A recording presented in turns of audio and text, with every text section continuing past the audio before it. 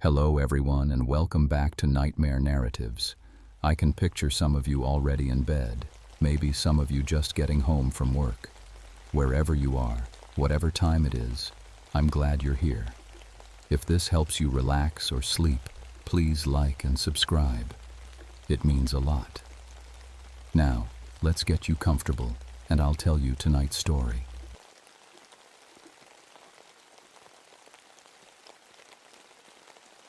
My name is Christopher Nighthawk, and I need to tell you what really happened at Raven Rock in the spring of 1973.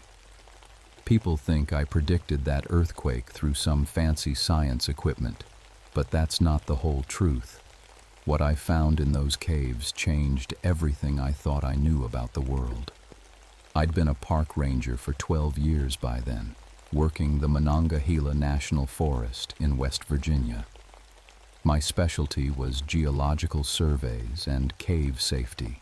Basically, I crawled around in dark holes underground and made sure they wouldn't collapse on tourists. It wasn't glamorous work, but I understood rocks and limestone better than most people understood their own backyards. At 38, I'd seen enough strange things in caves to know that most of them had simple explanations. Weird sounds, wind moving through limestone passages, cold spots, underground water streams, glowing formations, minerals reflecting light in unusual ways. My Cherokee grandfather used to tell stories about singing stones and spirit voices, but I figured those were just old tales mixing with natural cave acoustics. The hearing loss in my left ear didn't help matters.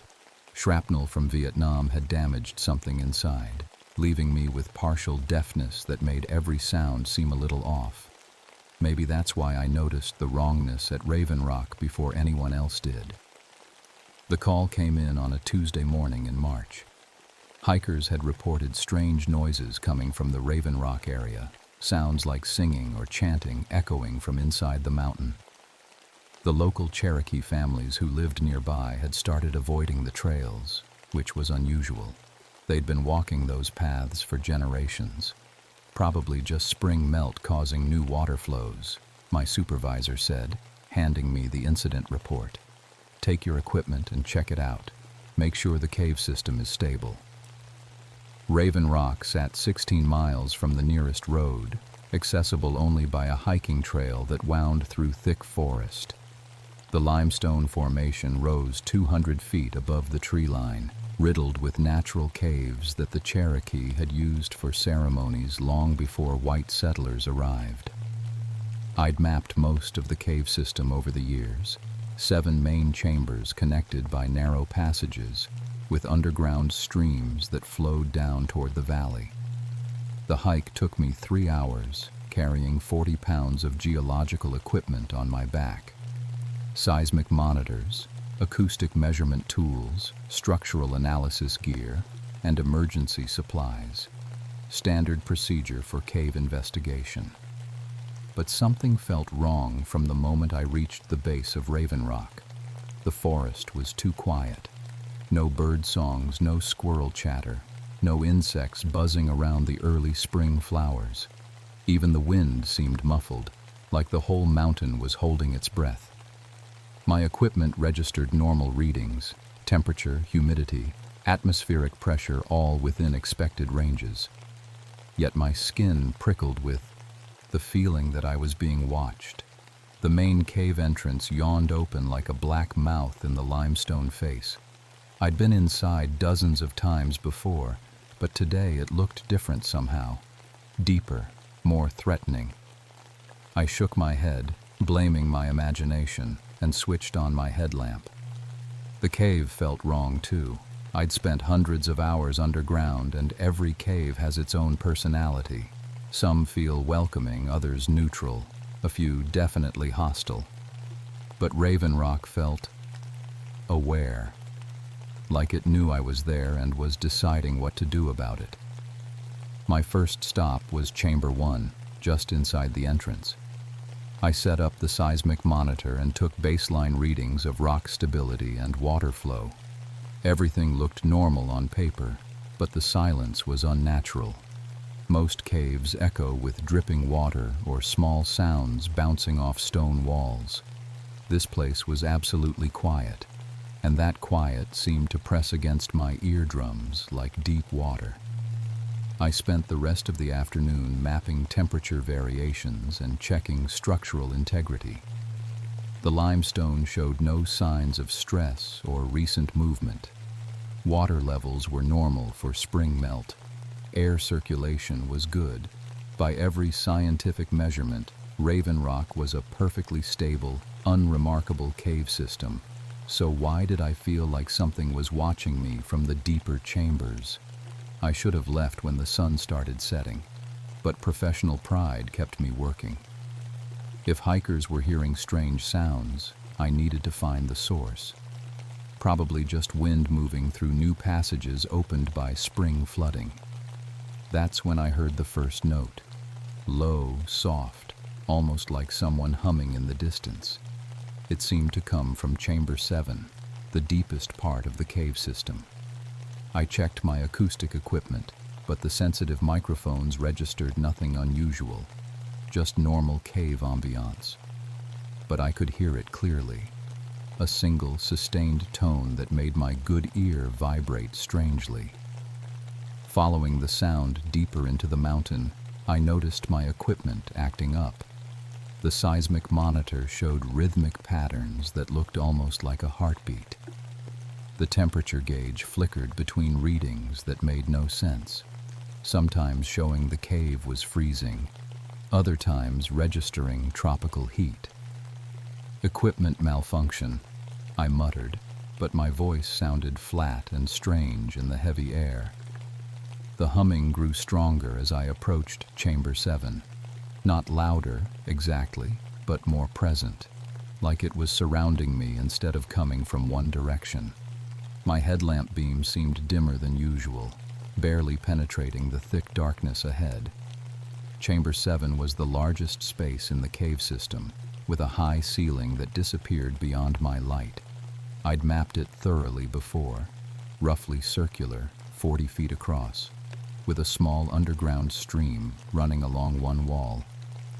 Nothing special about it except the Cherokee had sometimes used it for ceremonies. Tonight, it felt different.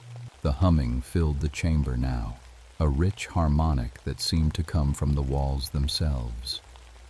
I swept my light across the limestone surfaces, looking for cracks or openings that might explain the acoustic phenomenon.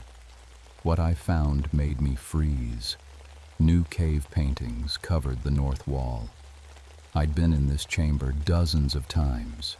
I knew every formation, every mineral stain, every natural marking on those walls. But now, painted in what looked like fresh ochre and charcoal, were symbols I'd never seen before. Cherokee pictographs mixed with images I couldn't identify. And in the center, a detailed drawing of a man with a headlamp and survey equipment. A man who looked exactly like me. My hands shook as I set down my pack and pulled out the camera. This was impossible. The cave had been sealed by rockfall for almost a year until the spring melt cleared the entrance 3 weeks ago. No one could have gotten inside to paint these images. But there they were, still damp to the touch. The humming changed pitch, becoming more complex. Multiple tones wove together in harmonies that made my damaged ear ring painfully. I pressed the good side of my head against the cool limestone, trying to understand what I was hearing. That's when the wall spoke to me, not in words, in feelings that somehow bypassed my ears and went straight into my mind. Images flooded my consciousness. Cherokee shamans sitting in this chamber centuries ago, listening to the same harmonics. Warriors coming here for vision quests. Medicine men receiving prophecies from voices in the stone. And underneath it all, a presence vast and patient, and very much alive.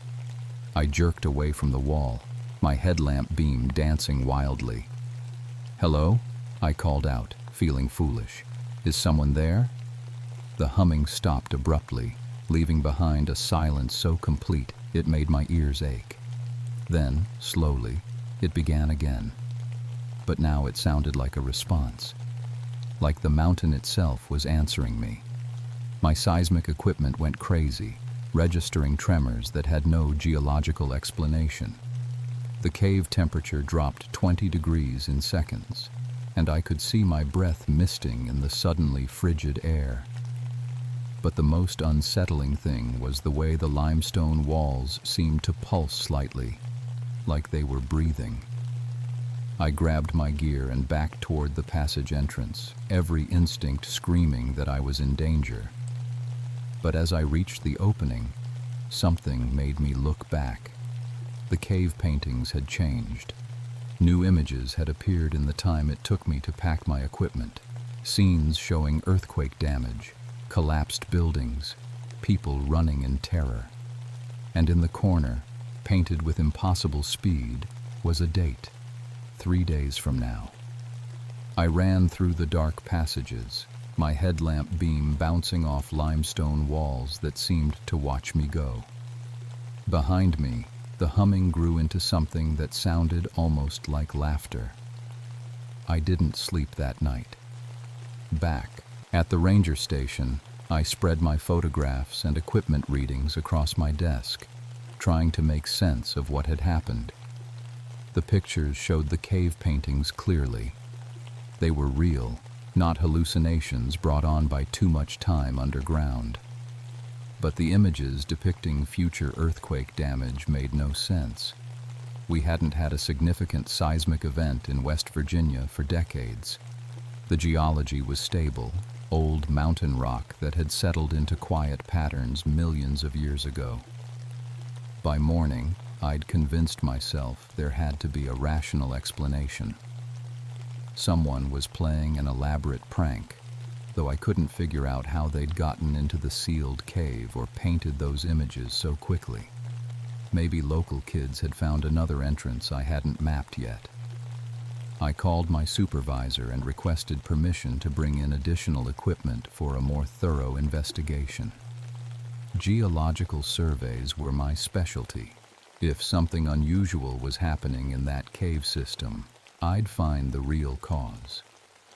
The second trip to Raven Rock included portable seismic sensors, gas detection equipment, and a colleague named Dave Martinez, who specialized in underground water systems. If someone was using hidden passages to access the cave, we'd find them. Dave was skeptical from the start. "Sounds like you've been reading too many old Cherokee stories," he said as we hiked up the trail. "Singing stones and spirit voices? Come on, Chris, you know better than that." But even Dave went quiet when we reached the limestone formation. The forest was still too silent, and the cave entrance seemed to exhale cold air that carried a faint sound like distant music. "You hear that?" I asked. Dave tilted his head, listening. Wind through the passages. Nothing unusual about cave acoustics. Inside, our equipment confirmed that something strange was definitely happening. The seismic sensors picked up rhythmic vibrations with no external source. Gas detectors found traces of compounds that shouldn't exist in limestone caves. The temperature kept fluctuating in patterns that followed no natural law. And in Chamber 7, the cave paintings had multiplied. "This is incredible," Dave whispered, running his hands over the fresh images. "These look like traditional Cherokee pictographs, but they're depicting modern events. Look at this. Buildings that match the architecture in Charleston. And this date. The same date I'd seen before, now repeated in multiple images, 3 days away. That's when we found the artifacts. Scattered around the chamber were objects that had no business being in a sealed cave. A wristwatch stopped at 3:17, a child's toy truck, a newspaper from next week. All of them looked like they'd been placed there recently, but that was impossible. The cave had been completely inaccessible until we'd cleared the entrance. Dave picked up the newspaper and stared at the headline, Earthquake devastates Charleston, hundreds, feared dead. This has to be a fake, he said, but his voice was shaking. Someone's playing a very sick joke. The humming started again while he was speaking, but now I could see it wasn't coming from hidden speakers or tricks. The limestone walls themselves were vibrating, producing harmonics that resonated through my bones. Dave heard it too. His eyes went wide as the sound grew stronger. "We need to leave," he said, "right now." But the cave had other ideas. As we tried to exit Chamber 7, the passage we'd entered through was blocked by a solid stone wall. Not collapsed. The limestone looked like it had grown across the opening, sealing us inside. Dave pounded on it with his flashlight, but the barrier was completely solid. "There has to be another way out," he said, panic creeping into his voice. "Caves don't just seal themselves." The humming became more complex, multiple tones weaving together in patterns that seemed almost like language. And then, impossibly, we began to understand what it was saying. Images filled our minds. Earthquake fault lines running deep under West Virginia, pressure building along underground fractures, tectonic stress reaching critical levels. But these weren't random geological events. They were being shown to us deliberately, like a warning from something that understood the mountain's deep structure better than any human scientist. Dave collapsed to his knees, overwhelmed by the mental contact. "It's alive," he whispered. "The whole cave system is alive, and it's trying to tell us something." The stone wall began to change, becoming transparent like glass. Through it, we could see other chambers we'd never mapped before, filled with Cherokee artifacts and glowing with soft light that had no visible source. And in the center of it all, translucent figures that looked like people but were made of the same limestone as the cave walls. Ancient shamans, somehow preserved within the living rock. One of them stepped forward and looked directly at me. When he spoke, I heard the words both aloud and inside my head. "The mountain remembers all earthquakes. The next one comes in 3 days. Many will die unless you warn them." The wall solidified again, leaving us trapped in Chamber 7 with knowledge we weren't sure we could trust. But as the hours passed, and the cave continued to share its impossible visions, I realized we had no choice. The mountain was trying to save lives, and it had chosen us to carry the warning. The cave released us at dawn, the stone wall simply melting away like it had never existed. Dave and I stumbled out into daylight carrying evidence that no one would believe. Photographs of impossible cave paintings, seismic readings that defied explanation, and the absolute certainty that we'd communicated with something beyond human understanding. Dave headed straight for the ranger station to call in a geological emergency. I knew he was right, to follow proper channels, but I also knew that official reports and committee meetings would take weeks. If the cave's warning was true, we had less than 48 hours. So I did something that would either save thousands of lives or destroy my career. I drove to Charleston and walked into the mayor's office without an appointment.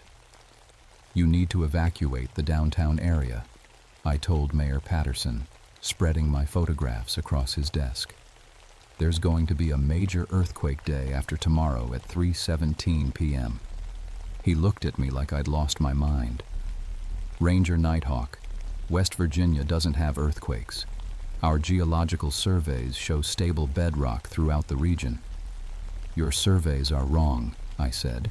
"I have evidence of seismic activity building along previously unknown fault lines. The Cherokee shamans have been predicting this event for generations." That was when I made the mistake of mentioning the supernatural elements. Mayor Patterson's expression changed from skepticism to concern about my mental health. Security escorted me out of the building with instructions not to return. But I couldn't give up. The cave had shown me too much. Visions of collapsed buildings, trapped families, emergency workers digging through rubble. Whether anyone believed me or not, I had to try. I spent the next day driving to every emergency services office in the region. Police stations, fire departments, hospitals, schools. Most people listened politely and then filed my warnings under concerned citizen reports. A few took me seriously enough to check with state geological services, who confirmed that no seismic activity was expected. By evening, I was exhausted and starting to doubt my own sanity. Maybe I had suffered some kind of breakdown in the cave. Maybe the stress of isolation and strange acoustics had caused me to hallucinate the whole thing. That's when Joseph Ravenfeather found me. The old Cherokee man was waiting by my truck when I came out of the last fire station. I'd never met him before, but something about his weathered face and patient eyes made me stop and listen. "You've been to the Singing Stones," he said. It wasn't a question. "How did you know?" My grandfather was the last shaman to receive visions from Raven Rock. He told me that one day, when the danger was greatest, the stones would choose someone to carry their warning. Someone who could walk in both the white world and the Cherokee world. I stared at him. "You believe me?" "The stones don't lie, Christopher Nighthawk. They've been watching over this land for centuries, protecting the people even when the people forgot how to listen. Tomorrow at 3:17, the earth will shake exactly as they showed you." Joseph had connections I didn't. Cherokee families throughout the region who still remembered the old stories and trusted the wisdom of the sacred sites. By midnight, we had quietly spread the word through a network of tribal, elders, local pastors, and community leaders who understood that some knowledge comes from sources outside official channels. The morning of the predicted earthquake, hundreds of people found excuses to stay away from downtown Charleston. Kids were kept home from school with sudden illnesses. Office workers called in sick. Construction crews discovered urgent projects elsewhere. No mass evacuation, no panic, just a quiet exodus of people who trusted ancient warnings more than modern geology. At 3:15 p.m., I stood on a hill overlooking the city, holding a portable seismic monitor and praying I was wrong. At 3:17 exactly, the earth moved. The earthquake lasted 93 seconds and registered 6.8 on the Richter scale. It collapsed 2 office buildings, shattered windows throughout the downtown area, and cracked the foundation of Charleston's main hospital. But because so many people had heeded the supernatural warning, the death toll was 12 instead of the hundreds the cave had shown me. The official investigation credited my advanced seismic analysis techniques and innovative application of traditional geological knowledge for predicting the event. No one asked too many questions about my methods. They were just grateful that someone had taken the threat seriously enough to sound the alarm. But I knew the truth. The Cherokee shamans, sleeping in the limestone depths of Raven Rock, had reached across centuries to save their people's descendants. The Singing Stones had chosen a messenger who could walk between worlds, and together we had cheated death of a terrible harvest. That earthquake changed everything for me. Not just because it proved the cave's impossible knowledge was real, but because it forced me to accept a truth I'd been running from my whole life. I was Cherokee enough to hear the stones sing, and that came with responsibilities I couldn't ignore. Over the following months, I quietly contacted other park rangers and geological surveyors working near Cherokee sacred sites throughout Appalachia. The stories they told me were remarkably similar: strange readings, equipment malfunctions, and growing evidence that something was awakening in the ancient ceremonial locations. The Raven Rock entity, Whatever combination of natural forces and spiritual presence it truly was, seemed to be part of a larger network.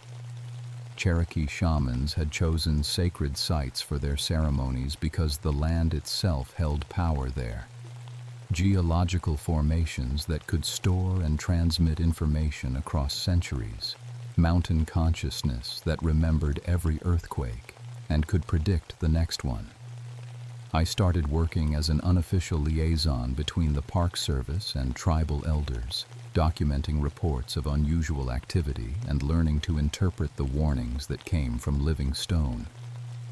It wasn't a job description that existed in any government manual, but it was work that needed doing. The hearing loss in my left ear turned out to be an advantage.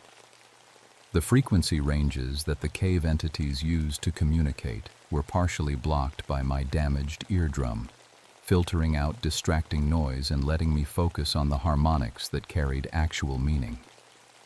What I'd thought was a disability was really a kind of natural radio tuning that made me sensitive to voices most people couldn't hear. 6 months after Raven Rock, I successfully predicted a rock slide in North Carolina by listening to warnings from a Cherokee ceremonial cave. 8 months later, I helped evacuate a campground in Tennessee before a flash flood that would have killed dozens of families. Each time, the official reports credited my geological expertise and innovative surveying techniques. Nobody talks about the singing stones or the shamans preserved in living limestone. That knowledge stays within the Cherokee community and a small network of rangers who've learned to listen to voices older than written history. But the stones are still singing in Raven Rock and sacred sites throughout the mountains. They're waiting for people who remember how to hear them, watching over the land and the people who walk on it. Sometimes they warn of natural disasters. Sometimes they share knowledge about healing plants or lost tribal history. And sometimes they just sing for the joy of being remembered by someone who understands their ancient purpose. I still work for the Park Service, but my real job is keeping the old agreements alive. Cherokee shamans promised to protect this land forever, and even death couldn't break their commitment. The least I can do is make sure their warnings reach the people who need to hear them. If you're ever hiking in the mountains of West Virginia, North Carolina, or Tennessee, and you come across a place where the silence feels deeper than it should, where the rocks seem to hum with patient energy, stop and listen. You might be standing on sacred ground where ancient guardians are still watching over their people. The stones remember everything, and they're still trying to help us remember too.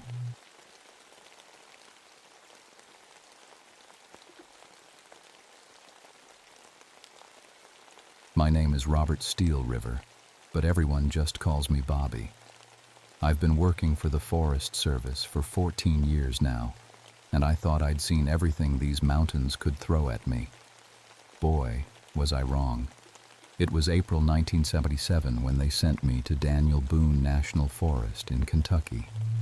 The brass needed someone to check out an old strip mining area near Cumberland Gap. The EPA wanted to know if we could clean up the mess those mining companies left behind. Since I grew up in coal country and knew mining better than most forest rangers, I got the job. I remember driving up that muddy road for the first time, rain beating on my windshield like angry fists. The whole area looked like a giant had taken a shovel to the mountainside. Huge terraces cut into the rock, black water pooling in the bottom, and not a single green thing growing anywhere. It made my stomach turn.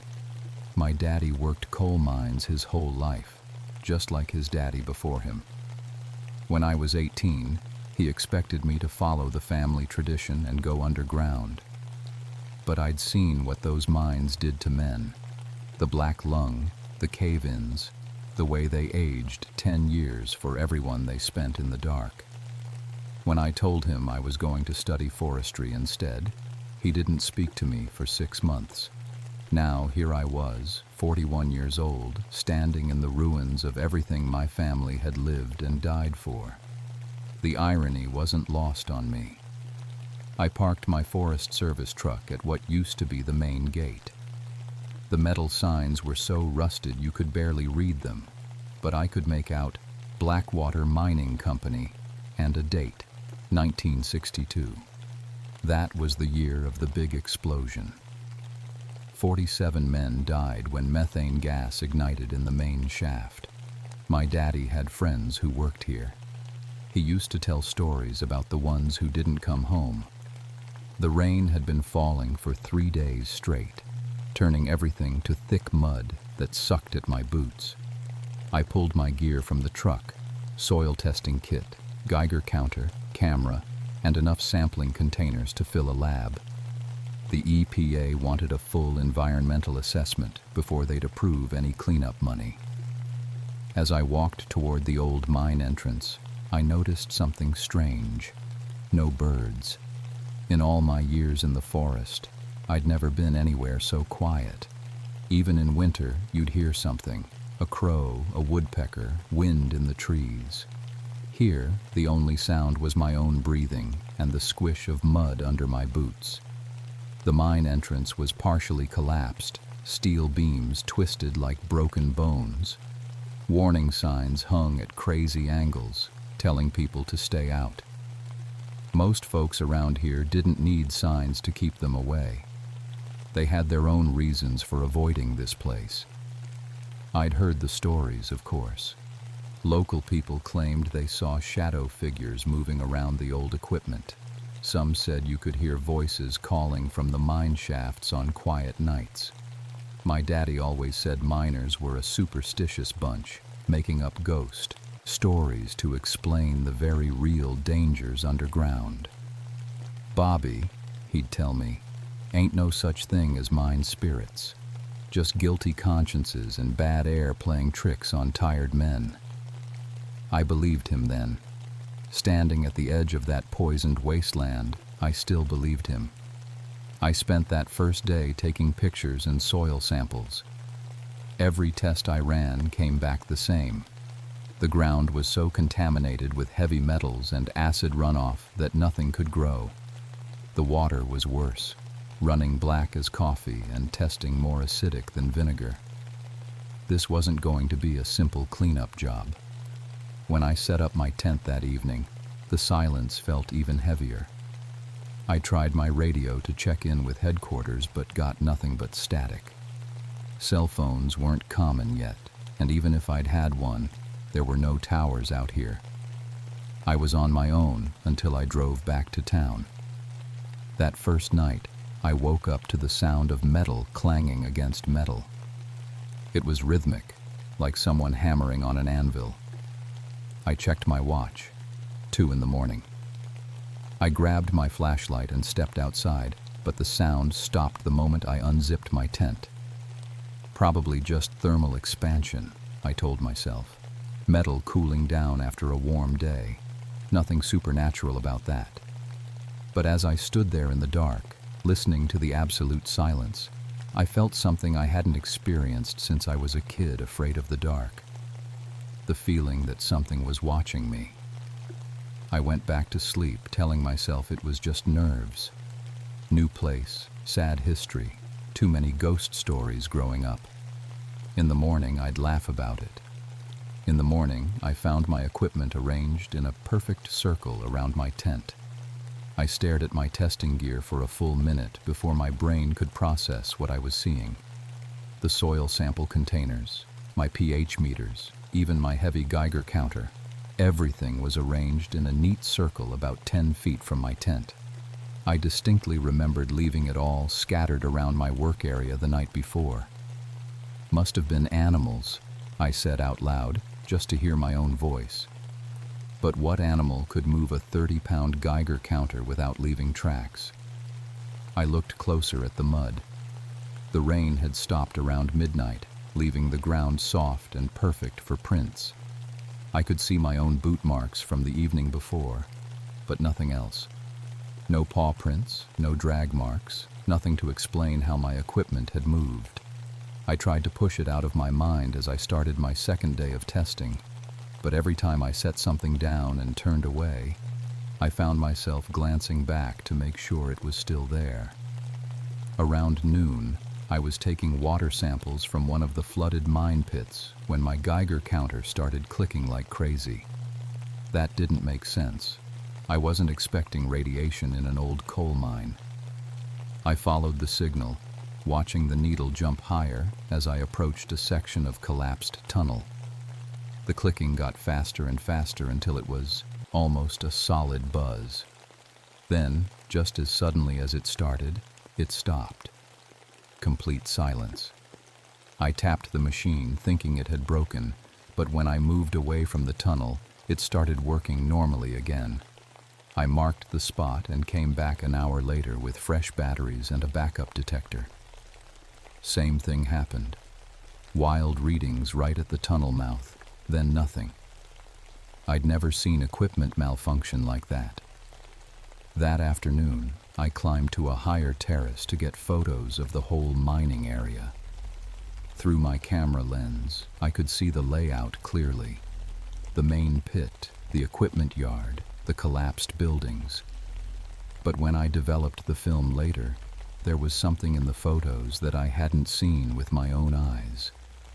Dark shapes near the mine entrance, human-shaped shadows that seemed to be standing in a group.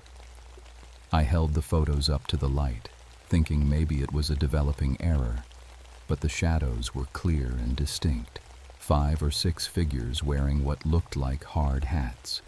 My hands were shaking when I put the photos down. I'd taken dozens of pictures in that exact spot, and I was certain, absolutely certain, that no one else had been there. That evening I drove to the nearest town to get supplies and make some phone calls. The general store clerk, an old-timer named Pete, asked what I was doing up at Blackwater. Environmental assessment, I told him, seeing if the EPA can clean it up. Pete's face went dark. That place ain't fit for cleaning. Some things are better left buried. What do you mean? He looked around the store like he was checking for eavesdroppers. My brother worked up there in '62. Day of the explosion, he called in sick. Only thing that saved him. Those 47 men who died. Company knew that mine wasn't safe. Knew it for months. How do you know that? Because the men who lived talked. Company tried to shut them up, threatened their jobs, but word got out. Blackwater knew about the gas buildup and sent those boys down anyway. Saved money on ventilation by letting good men die. I felt a chill run down my spine. What happened to the company? Lawyers made it all go away. Paid some fines, closed the mine, disappeared. Families never got justice. That's why the spirits won't rest. You don't really believe in... Mister, Pete interrupted. I don't know what you believe in, but I know that place has been wrong ever since. Wrong in ways that don't make sense. Driving back to my camp that night, Pete's words echoed in my head. When I parked at the gate, my headlights swept across the equipment yard, and for just a split second, I could swear I saw people moving between the rusted machinery. But when I looked again, there was nothing.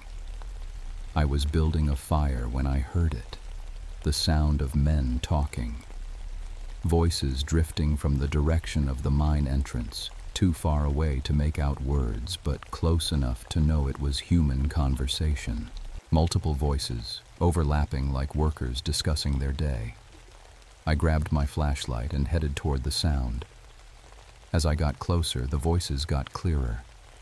I could hear someone saying, "Gas levels are too high," and another voice replying, "Foreman says we go down anyway." My blood turned to ice. Those were the kinds of conversations that happened in 1962, not 1977. I broke into a run, but the moment I clicked on my flashlight, the voices stopped. I swept the beam across the mine entrance, the equipment yard, everywhere the sound could have come from. Nothing. just me and the dead silence. But when I turned to head back to my camp, I saw them. 5 figures standing between me and my truck. Dark shapes against the darker sky, wearing mining helmets with lights that glowed like dim stars. I blinked hard, sure I was seeing things. When I looked again, they were gone. I didn't sleep much that night. Every time I dozed off, I'd hear the sound of pickaxes hitting stone, or voices calling names I didn't recognize. When I finally gave up and sat outside my tent, I noticed something that made my skin crawl. My equipment was arranged in a perfect circle again. But this time, there was something in the center. An old mining helmet, corroded and dented, with a number painted on the front. 47. I should have left right then. Should have packed my truck and driven back to headquarters with whatever data I had. But something kept me there. Maybe stubbornness. Maybe the memory of my daddy calling miners cowards for believing in ghosts. I wasn't going to be scared off by some strange coincidences and my own imagination. The third morning, I decided to focus on the collapsed mine entrance. If there really was radiation in there, the EPA needed to know about it. I put on my hard hat, grabbed my heaviest flashlight, and squeezed through a gap in the twisted steel beams. The air inside was thick and cold, with a metallic taste that reminded me of blood. My footsteps echoed strangely in the darkness, like the sound was bouncing off walls that weren't there. I followed what was left of the main tunnel, testing the air with a gas detector every few steps. About 50 yards in, I found them. Mining equipment arranged in neat rows, as if someone had been organizing the tools for the next shift. Pickaxes, shovels, helmets, lunch pails, all covered in 15 years of dust, but positioned with military precision. No collapse or explosion would have left things so orderly. But that wasn't the strangest part. The strangest part was that all the helmet lights were on. 47 lights glowing in the darkness, each one sitting on its own piece of equipment. The batteries should have died years ago, but there they were, casting weird shadows on the tunnel walls. I counted them twice to be sure. 47. Exactly the number of men who died. I backed out of that tunnel as fast as I could move. My gas detector was going crazy, but not from methane or carbon monoxide. It was picking up something else, something it wasn't designed to measure. When I got outside, my hands were shaking so badly I could barely work my radio. The static was worse than ever, but I finally got through to the Forest Service dispatcher. "Bobby, that you? You're breaking up. I need to talk to environmental. Tell them there's something wrong with this site. The readings don't make sense." "Say again? You're cutting in and out." I said. The radio went dead. When I tried to start it again, nothing. The battery was completely drained, even though I'd charged it that morning. I spent the afternoon trying to convince myself there were logical explanations for everything. Underground electromagnetic fields could affect equipment. Some mines had natural radiation from uranium deposits. Battery acid could leak and create lights that looked supernatural in the dark. But I couldn't explain the voices. I heard them again that afternoon. Men calling to each other, warning about gas levels, talking about needing better ventilation. Always from somewhere I couldn't see, always stopping the moment I got close. Around sunset, I was taking water samples when I noticed something that made me drop my testing kit. Footprints in the mud around the pit. Fresh ones made that day. Boot prints with the deep tread pattern of mining shoes, the kind they wore in 1962. I followed the trail, my heart pounding harder with each step. The prints led from the mine entrance to my campsite, circled my tent 3 times, then headed back. but there were too many prints for one person. Dozens of sets, all walking together like a group of men heading to work. That night, I sat in my truck with the doors locked and the engine running. I told myself I was just being cautious, but the truth was, I was scared. More scared than I'd been since I was a kid hiding under my blankets from monsters that couldn't possibly be real. At 11 o'clock, they came. I saw them through my windshield, a line of men walking across the equipment yard toward the mine entrance. They moved slowly, like they were tired from a long day's work. Each one carried tools and wore the helmet lights I'd seen in the tunnel. They looked as solid as anyone walking down a street, except they left no footprints and made no sound. I counted them as they passed in front of my headlights. 47 men, just like Pete had said, just like the number painted on the helmet they'd left for me. The last man in line stopped and looked directly at me through the windshield. His face was young, maybe 25, with coal dust streaks on his cheeks and kind eyes that reminded me of my daddy. He raised his hand in a small wave, like he was saying hello to an old friend. Then he pointed at something behind my truck. I spun around to look, and when I turned back, they were gone. All of them. Like they'd never been there at all. But behind me, written in the mud on my rear window, was a single word: remember. I drove to town that night and got a motel room. The desk clerk took one look at me and asked if I was feeling okay. I must have looked like hell. Just tired, I told him. You're not the first one to come down from Blackwater looking like that, he said. Most folks don't go back.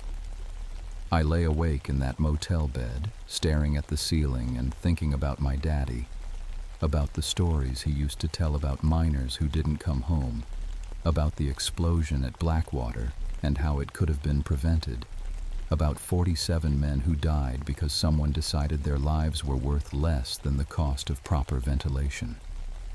In the morning, I called my supervisor and requested backup. Told him I needed another team member for safety reasons.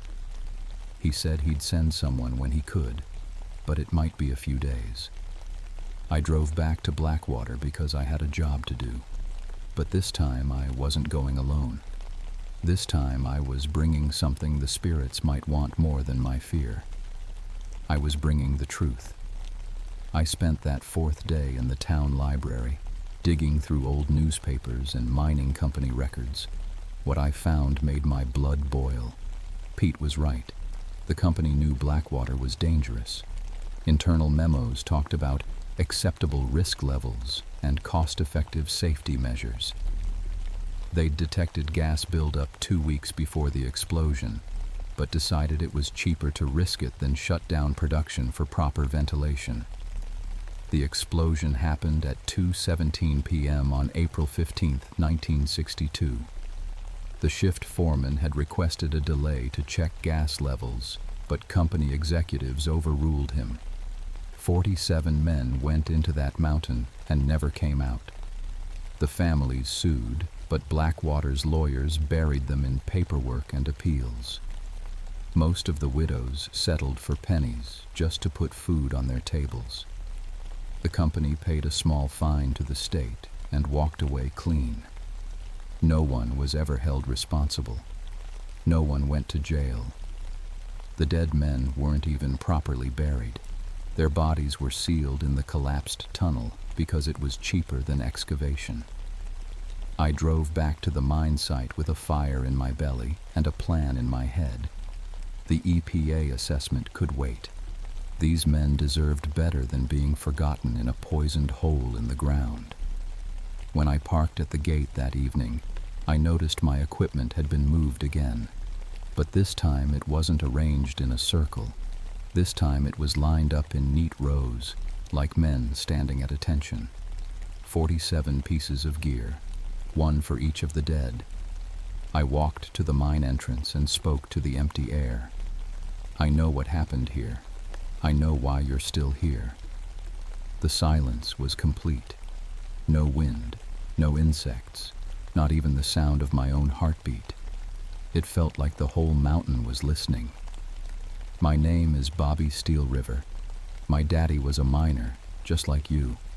I'm here to tell your story. That's when I heard footsteps behind me. I turned to see the young man from the night before, the one who'd waved at me. He looked solid as life in the fading daylight, except his skin was pale as moonlight, and his eyes held depths that went on forever. "You're Jack Morrison," I said, remembering the name from the newspaper records. Age 24, married 6 months, died trying to warn the others about the gas. He nodded slowly, then pointed toward the mine entrance. Other figures began to emerge from the shadows. Men in mining clothes carrying their tools, their helmet lights creating a soft glow in the darkness. All 47 of them, standing in formation like they were waiting for orders. "They told us it was safe," Jack said, and his voice sounded like it was coming from the bottom of a well. "Foreman knew better, but company men made him send us down anyway. We smelled the gas the moment we got in there." "What do you want?" I asked. "Justice," said another voice, and I turned to see an older man with a supervisor's badge. 15 years we've been waiting for someone to tell the truth. 15 years watching them cover it up. "I can write a report," I said. "Include what really happened in my EPA assessment. But I'm just one forest ranger. I don't know if anyone will listen." The supervisor, I recognized him as Tom Bradley from the photos, shook his head. "Company's planning to come back, new owners, same old lies. They want to reopen this mine and put more boys in danger." My heart sank. "How do you know that?" "We hear things, see things. Evil leaves echoes in the earth, Bobby. We've been trying to keep them out, but we're getting weaker. Every year, fewer people remember. Every year, it gets harder to stay." Jack stepped closer, his young face twisted with anguish.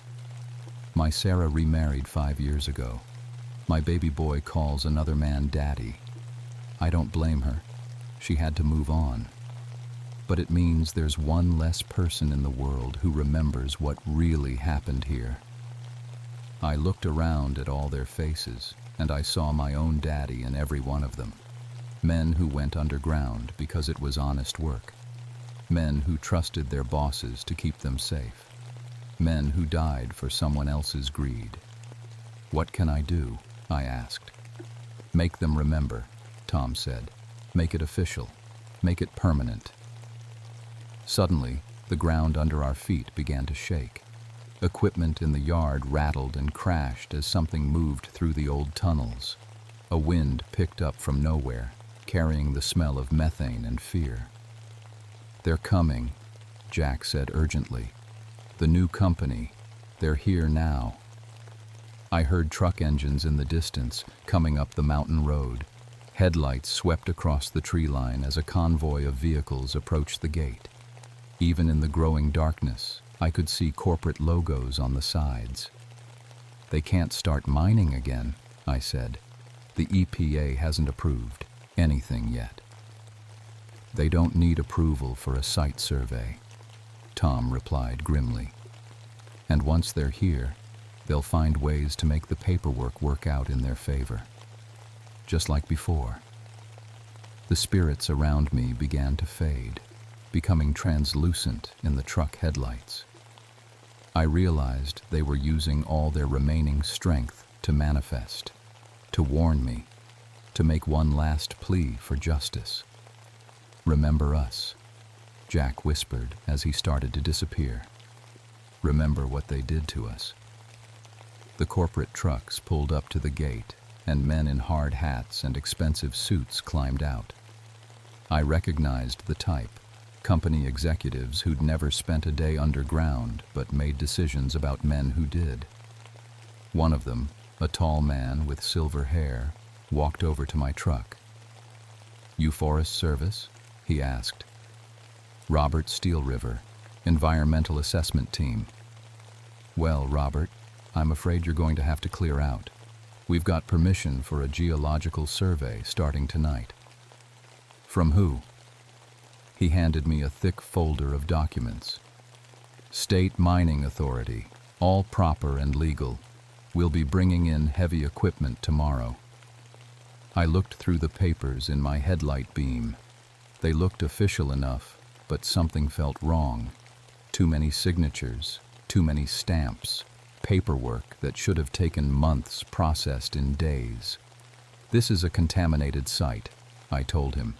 EPA has to complete environmental review before any new activity. That's a federal matter. This is state business. His smile was the kind salesmen used when they were screwing you. I'm sure your bosses will be informed through proper channels.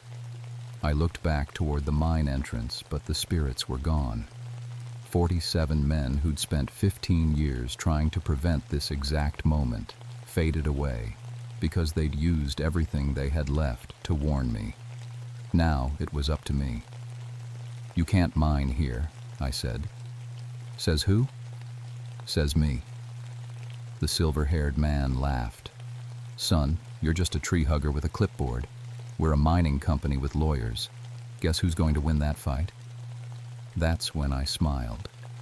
Because I might just be a tree hugger with a clipboard, but I was also a coal miner's son who knew how to fight dirty when he had to. And I had something better than lawyers. I had the truth.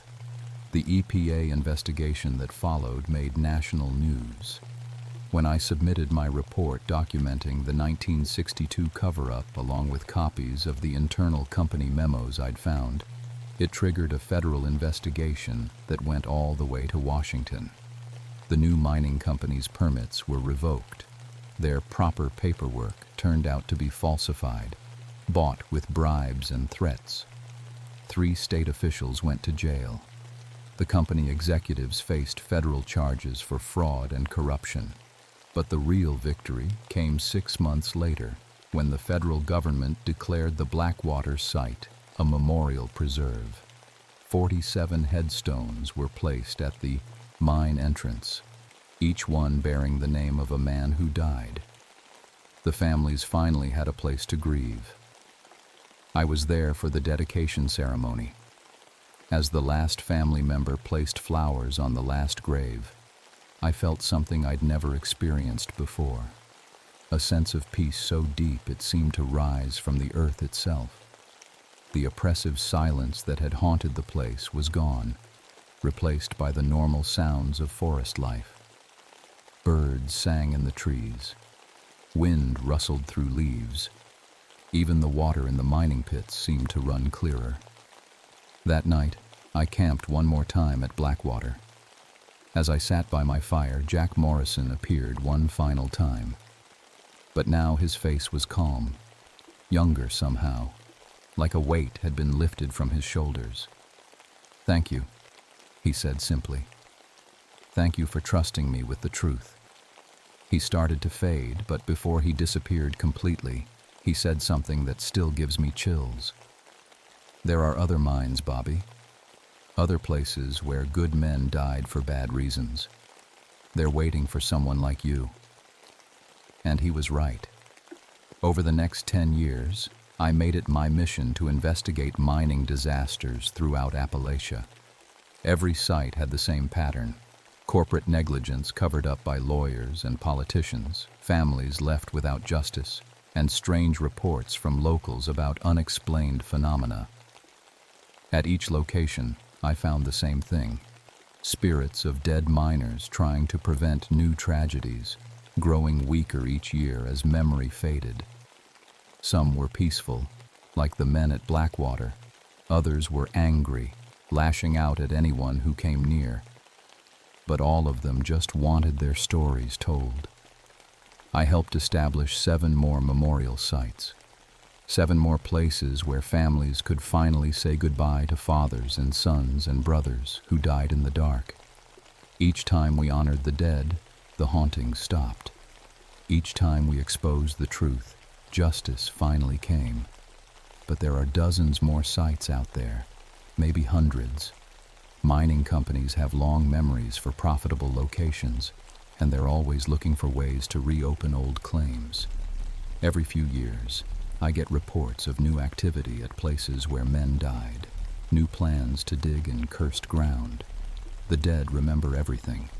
The living forget too quickly. That's why I'm telling you this story. Because someday you might drive past an abandoned mine and feel like something's watching you. You might hear voices in the wind or see shadows moving in your peripheral vision. You might find your equipment arranged in patterns you didn't make, or discover old mining helmets in places where no one should have left them. When that happens, don't run. Don't ignore it. Don't explain it away as imagination or coincidence. Listen, because the dead have long memories and important things to say. They've been waiting decades for someone to hear them, to believe them, to help them find peace. They've been waiting for someone like you. The Blackwater mine is still there, protected now by federal law and surrounded by 47 white headstones. If you ever find yourself driving through Daniel Boone National Forest, you can visit the memorial site. Families still come to leave flowers and say prayers. Forest rangers give tours to school groups, telling them about mining history and workplace safety. But if you go there at sunset, when the light fades and shadows grow long, you might see something the tour guides don't mention. You might catch glimpses of men in old-fashioned mining gear, walking quietly among the headstones. Not haunting anymore, just visiting, checking on the memorial that finally gave them rest. They're peaceful now. Their story has been told, their sacrifice remembered, their justice served. But somewhere else in these mountains, in some other abandoned mine, 47 different men are still waiting, and they're running out of time.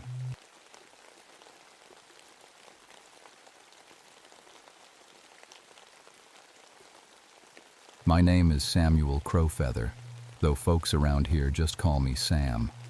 I've been a ranger in Jefferson National Forest for 11 years now, and in all that time, I thought I'd seen every kind of trouble these mountains could throw at a man. I was wrong about that. Dead wrong. It was August of 1956, and the heat that summer was something fierce. The kind of wet, heavy heat that sits on you like a wool blanket and won't let go. I'd been working search and rescue since I got back from the war, started right after my discharge in '45. Figured after what I saw in France, helping lost hikers find their way home would be easy work, peaceful work. I grew up Baptist in these hills, went to church every Sunday until I shipped out. But after pulling bodies from bombed churches in Normandy, after watching good men die screaming for a God who didn't seem to be listening, well, I stopped believing in much beyond what I could see with my own eyes. These mountains became my church. The tall pines, the clean air, the honest work of saving lives, that was enough faith for me. My station sits 12 miles from the nearest town, up on Peters Mountain, where the old logging roads peter out into deer trails. It's quiet up there. No phone lines, no electricity except what my generator gives me. Mail comes once a week if I'm lucky. Most days, that's exactly how I like it. But that morning in August, I was wishing for a telephone, something fierce. The call came in through the state police radio just after dawn. Missing person, they said. Dr. Helen Morrison, some kind of college professor from up north, studying old religious communities in the mountains. She'd been staying at the boarding house in town for 2 weeks, taking pictures of abandoned churches and talking to old-timers about the way things used to be. Last anyone saw her, she was heading up toward Peters Mountain with her camera gear. Said she wanted to photograph the ruins of some old church. I knew the place she meant. Every ranger in Jefferson Forest knew about the old church in Serpent Hollow, even though none of us liked to talk about it. The community that built it had died out in 1934. Some kind of religious accident, the old folks said. Snake bites. Lots of them. The survivors just packed up and left, let the forest take the place back. I'd been past the ruins a few times over the years, usually chasing lost hikers who'd wandered off the main trails. It was a strange place, no doubt about that. The church building was still mostly standing, though the roof had caved in and vines grew through the windows. But what bothered me most was how quiet it was. Even in summer, when the forest should be full of bird song and insect noise, that little valley stayed silent as a tomb. Dr. Morrison had been missing for 3 days. Her landlady said she always came back by dinner time, never stayed out overnight. The state police had already searched the main trails, but they wanted someone who knew the back country to check the more remote areas. I loaded my Jeep with medical supplies and emergency gear, same routine I'd followed 89 times before. Rope, first aid kit, extra water, my old Army surplus medical bag, everything I'd need to patch someone up and get them back to civilization. I'd saved 23 lives with that bag over the years, and I was proud of that number. The drive up to Serpent Hollow took most of the morning. The old logging road was barely wide enough for my CJ3A, and tree branches scraped the canvas top every few yards. As I climbed higher, the temperature should have dropped, but if anything, it seemed to get hotter. The air felt thick, almost hard to breathe. About a mile from the church ruins, I started seeing the snakes. Now, I'd lived in these mountains all my life, and I knew snake behavior as well as any man. They don't like heat like this. They should have been hiding under rocks, staying cool. But they were everywhere. Timber rattlers, copperheads, even a few king snakes, all moving in the same direction, all heading toward the hollow. That was wrong. August was mating season, but this wasn't mating behavior. This was something else entirely. I stopped the Jeep and checked my compass. The needle was pointing toward the church ruins, no matter which way I turned. I tapped the glass, thinking maybe it was stuck, but it kept swinging back to point down into that valley. That should have been my first warning to turn around. The church sat in a natural bowl between 3 ridges, like God had cupped his hands and forgotten something there. As I walked down into the hollow, my boots crunching on dead leaves, the silence hit me like a physical thing. Not just quiet. Silence so complete it made my ears ring. Even the insects had stopped buzzing. I found Dr. Morrison's equipment about 50 yards from the church entrance. Her camera bag, tripod, and notebooks were arranged in a perfect circle around what used to be the altar. The stone altar was cracked right down the middle with thick vines growing up through the split. Every piece of her gear was placed exactly the same distance from the center, like someone had used a measuring tape. But that wasn't the strangest part. The strangest part was that all her film had been exposed, not torn out or damaged, just exposed to light, ruined. 5 rolls of film, all blank. I picked up one of her notebooks and flipped through it. Her handwriting was neat, scholarly. She'd been documenting different religious practices in the area, foot-washing ceremonies, river baptisms, speaking in tongues. But the last few entries were different, wilder. The handwriting got shakier as I read. "The locals won't talk about what really happened here," she'd written.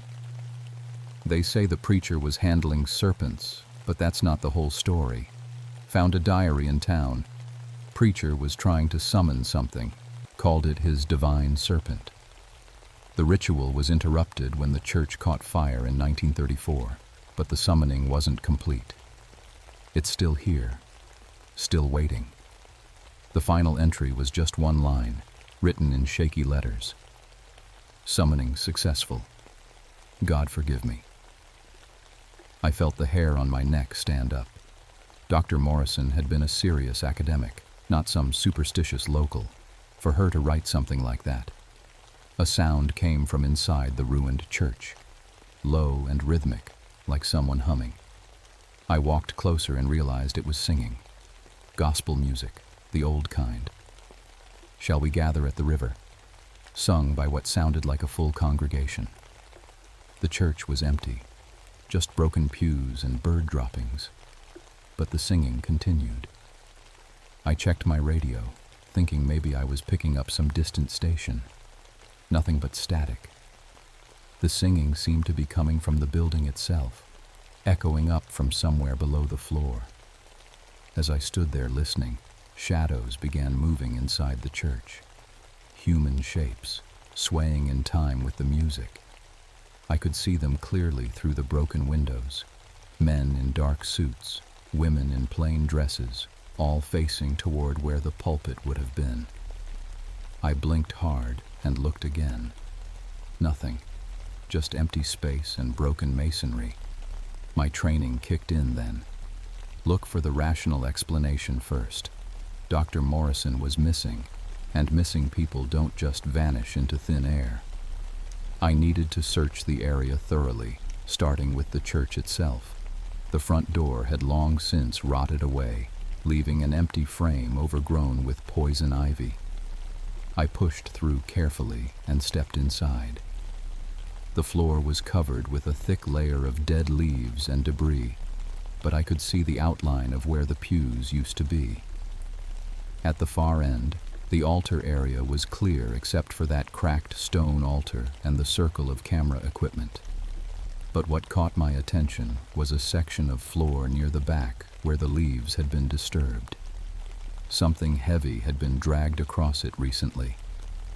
I followed the drag marks to a wooden door set into the floor, a cellar entrance. The wood was old but solid, and there was a new brass padlock holding it shut. Someone had been down there recently. That's when I heard Dr. Morrison screaming. The sound came from below, muffled but unmistakably human. A woman's voice, calling for help. I grabbed a rock and smashed the padlock, yanked the door open, and found myself staring down into complete darkness. The smell that came up from below was like nothing I'd ever encountered, sweet and rotten at the same time, with an undertone of sulfur that made my eyes water. But Dr. Morrison was down there, and she needed help. I had a flashlight, but when I clicked it on, the beam seemed weak, swallowed up by the darkness below. The wooden stairs looked sturdy enough, though they creaked something awful under my weight. With each step down, the smell got stronger. The basement was bigger than I'd expected. Much bigger. It stretched back under the church and beyond, disappearing into shadows my flashlight couldn't reach. The walls were rough stone, and they were covered with symbols. Not carved, burned. Burned right into the rock like someone had taken a branding iron to them. Dr. Morrison was at the far end, slumped against the wall with her hands tied behind her back. She was conscious but barely, her eyes unfocused and glassy. As I got closer, I could see bite marks on her arms, small ones, like from a baby snake. "Dr. Morrison?" I knelt beside her and started working on the ropes. "Can you hear me?" She looked at me then, and her eyes cleared for just a moment. "Too late," she whispered. I brought it back. "It's awake now." That's when I heard the rattling. The sound started soft, like dried beans in a jar, but it was coming from all around us. The walls, the ceiling, even the floor beneath my feet seemed to vibrate with it. I got Dr. Morrison's hands free and helped her to her feet, but she could barely stand. "We have to get out of here," I said, putting her arm over my shoulder. "Can you walk?" She nodded weakly, and we started toward the stairs. But as we got closer, the rattling got louder, angrier, and I could see them now. Snakes emerging from cracks in the walls, dozens of them, all sizes. Timber rattlers thick as my wrist. little pygmy rattlers no bigger than pencils, and species I'd never seen before with patterns that seemed to shift and move in my flashlight beam. They weren't just emerging randomly. They were positioning themselves between us and the stairs. "This isn't natural behavior," I said, more to myself than to Dr. Morrison. "Snakes don't coordinate like this." "Nothing natural about it," she mumbled. "I read the preacher's journal. He wasn't just handling serpents for faith. He was trying to summon their master." A king snake, 6 feet long and thick as a fence post, slithered down from the ceiling and landed right in front of the stairs. It reared up, swaying back and forth, but its eyes looked human, intelligent, like it was studying us. I pulled out my pistol, a .38 revolver I'd carried since the war. "Stay behind me." The first shot echoed like thunder in the confined space. The bullet hit the king snake center mass and passed right through, but instead of blood, something dark and oily leaked out. The snake didn't even flinch. If anything, it seemed amused. More snakes were coming now, pouring out of every crack and crevice. The rattling was so loud I could feel it in my bones. Dr. Morrison was getting heavier on my arm, and her breathing was getting shallow. The bite marks on her arms were turning black. "The antidote," she whispered, "in my bag upstairs. But it won't work on all of them." I looked around desperately for another way out, and that's when I saw it. At the very back of the cellar, where my flashlight beam barely reached, there was something moving, something big. A snake, but not like any snake that should exist. It had to be 30 feet long and thick as a telephone pole, coiled up in the deepest shadows. Its scales caught what little light there was and threw it back in patterns that hurt to look at directly. And then it spoke, not hissed or made some snake noise. Spoke, in perfect, clear English, with the cadence of a preacher giving Sunday sermon. "Welcome to my congregation, brother," the voice said, echoing off the stone walls. "I've been waiting so long for visitors. Dr. Morrison here was kind enough to complete the summoning my previous servant began before his untimely death. Now I can offer you the same gift I offered him." The giant serpent uncoiled and began moving toward us, its head weaving back and forth. In the dim light, I could see its eyes clearly now. They were human eyes, the preacher's eyes, set in a snake's skull. "You're military trained," it continued, somehow knowing things it shouldn't know. "You've seen death. You know the value of power over life and death. Serve me, and I can give you that power. You'll never lose another person on your rescue missions. You'll be able to heal the dying with a touch." All around us, the smaller snakes had stopped moving. They were watching, waiting to see what I would do. Dr. Morrison's weight was almost too much now. She was barely conscious, her skin gray and cold despite the heat. Whatever venom was in her system was spreading fast. "What do you want?" I asked the thing. "What I've always wanted," it said, its voice now coming from all directions at once. "Worship, fear, the sweet corruption of faith turned to darkness. Your friend here tasted my gift when she completed the ritual. Soon she'll be like my other servants, alive but not alive, serving my will."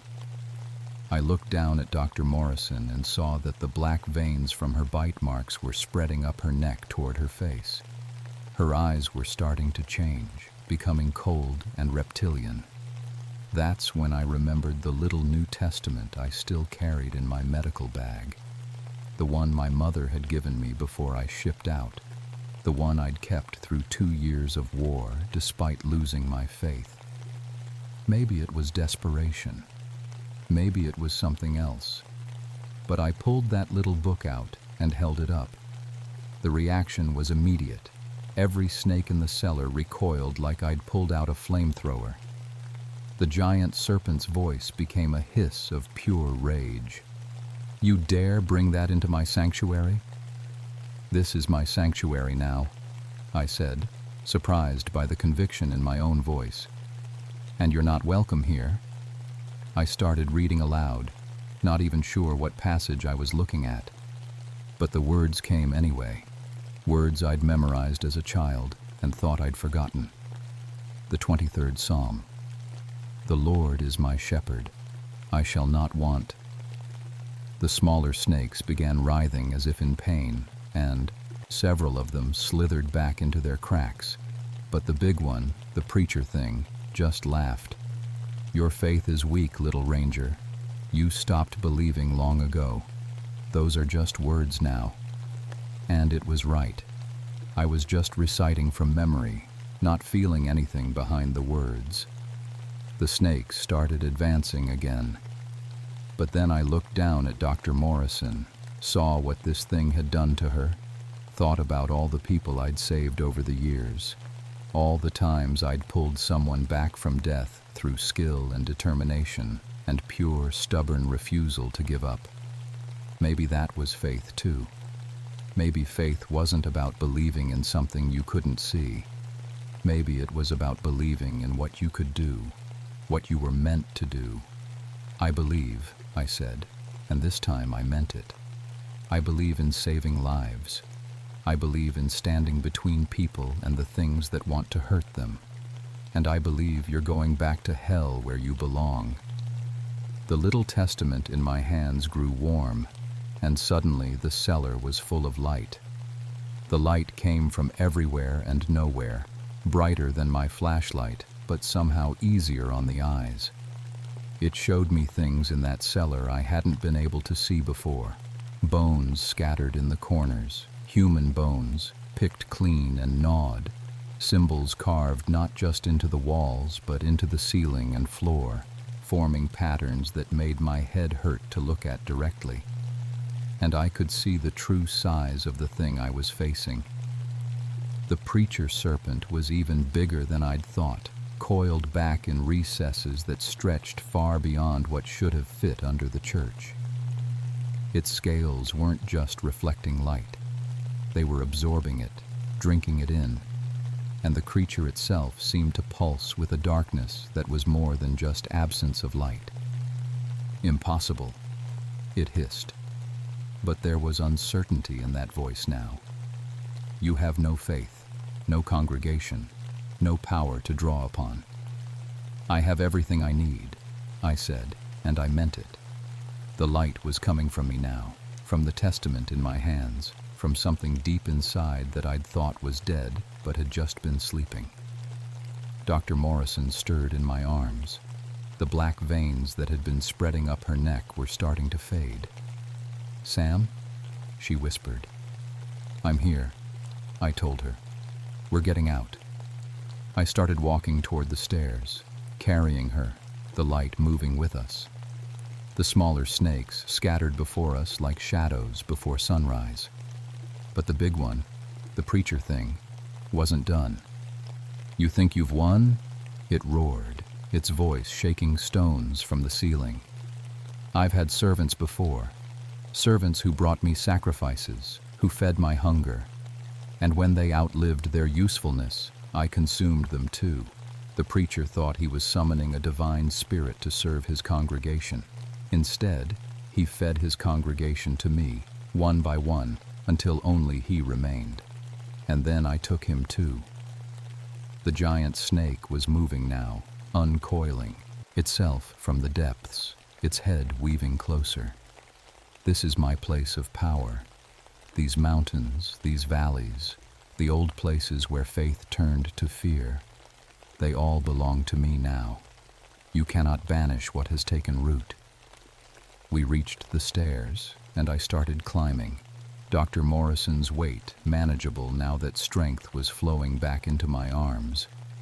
But behind us, I could hear the creature following, its massive body scraping against stone. You want to save people? It called after us. Serve me, and you'll never lose another soul. Refuse, and everyone you try to rescue from now on will die. Every hiker, every lost child, every injured climber, their deaths will be on your head. I paused at the top of the stairs, looking back into that pit of darkness. For a moment, I almost believed it. Almost considered that maybe the easy way, the practical way, would be to make some kind of deal. Then I remembered every person I'd saved over the years, remembered why I'd become a ranger in the first place. Not for power or glory, but because someone had to stand between the lost and the wilderness that wanted to claim them. No deal, I said. Some things are worth fighting for, even when you can't win. I slammed the cellar door shut and dragged a broken beam across it. That wouldn't hold the thing long, but it didn't have to. I had other plans. Dr. Morrison was getting stronger, able to walk on her own now. Her camera gear was still arranged around the altar, and I remembered what she'd written in her journal about the original summoning being interrupted. "The fire," I said. "In 1934, the church caught fire during the ritual. That's what trapped it down there." She nodded weakly. The preacher was trying to bring it fully into this world. The fire broke the circle, trapped it between dimensions.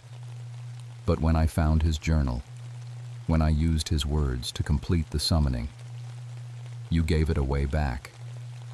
The cellar door was starting to bulge upward as something massive pressed against it from below. We didn't have much time. I ran to my Jeep and grabbed the emergency road flares from my kit, plus the 5-gallon jerry can of gasoline I always carried.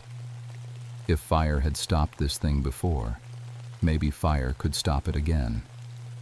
"Get to the Jeep," I told Dr. Morrison. "Start her up and be ready to drive." The door exploded outward just as I was pouring the last of the gasoline around the altar.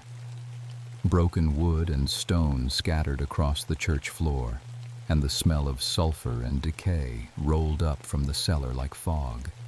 The preacher serpent's head emerged first, those human eyes blazing with rage. "You cannot destroy what has already died once.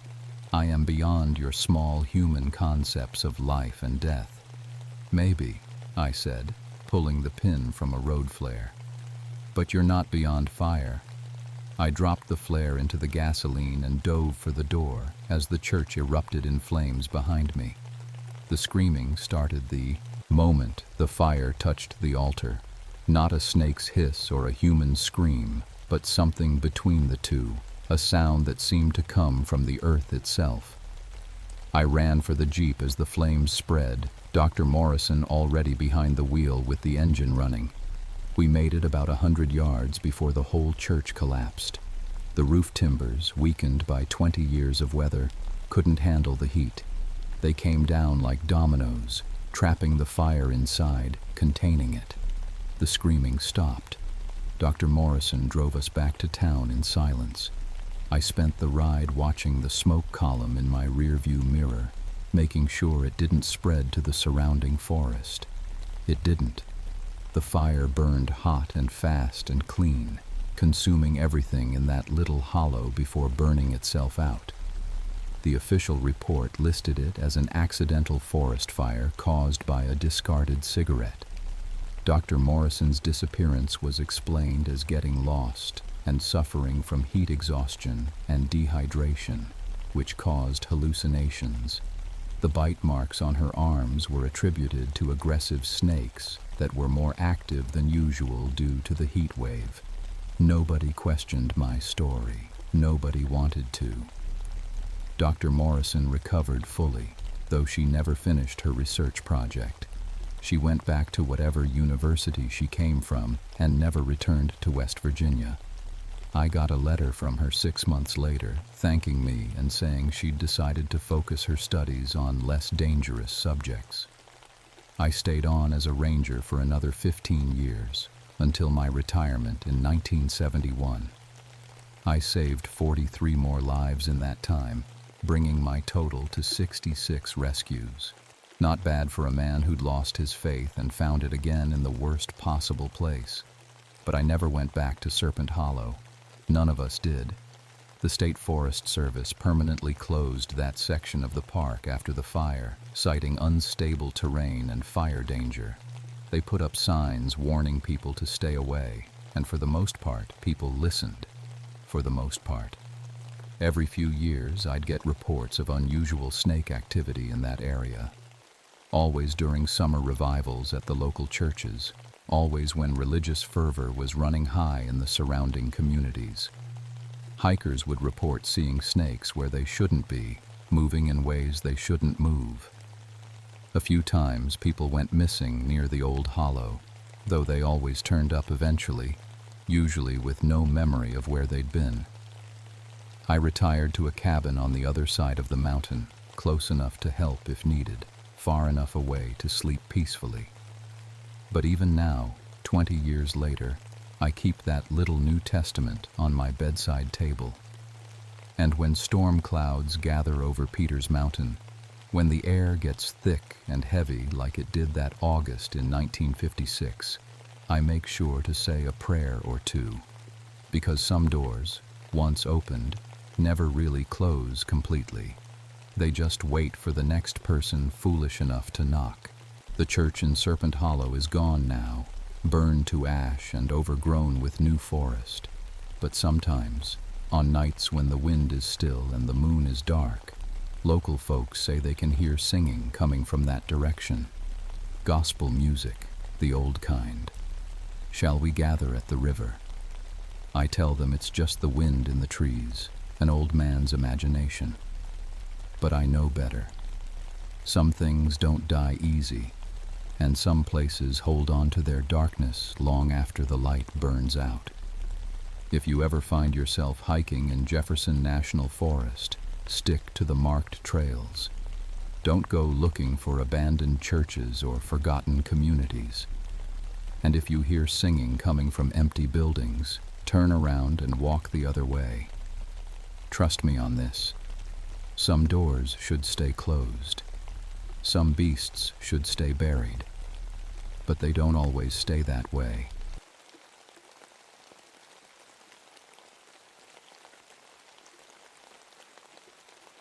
My name is Mary Catherine Ironwood, but everyone called me Cat. I worked as a ranger in George Washington National Forest for 9 years, and I need to tell you about something that happened back in 1971, something that made me quit working with children forever. I was 32 then, one of the first female rangers in Virginia. Had to fight tooth and nail for that job, proving myself over and over again. The other rangers finally accepted me after I'd led more than 200 educational groups through the wilderness without a single accident. Kids loved me, and I loved working with them. Used to be an elementary teacher before I became a ranger, so I knew how to keep children safe and happy in the woods. My specialty was the environmental education program. I'd take groups of kids on overnight camping trips, teach them about nature, show them how to respect the forest. Parents trusted me completely. I had wilderness first aid training, knew every safety protocol by heart, and carried emergency equipment everywhere I went.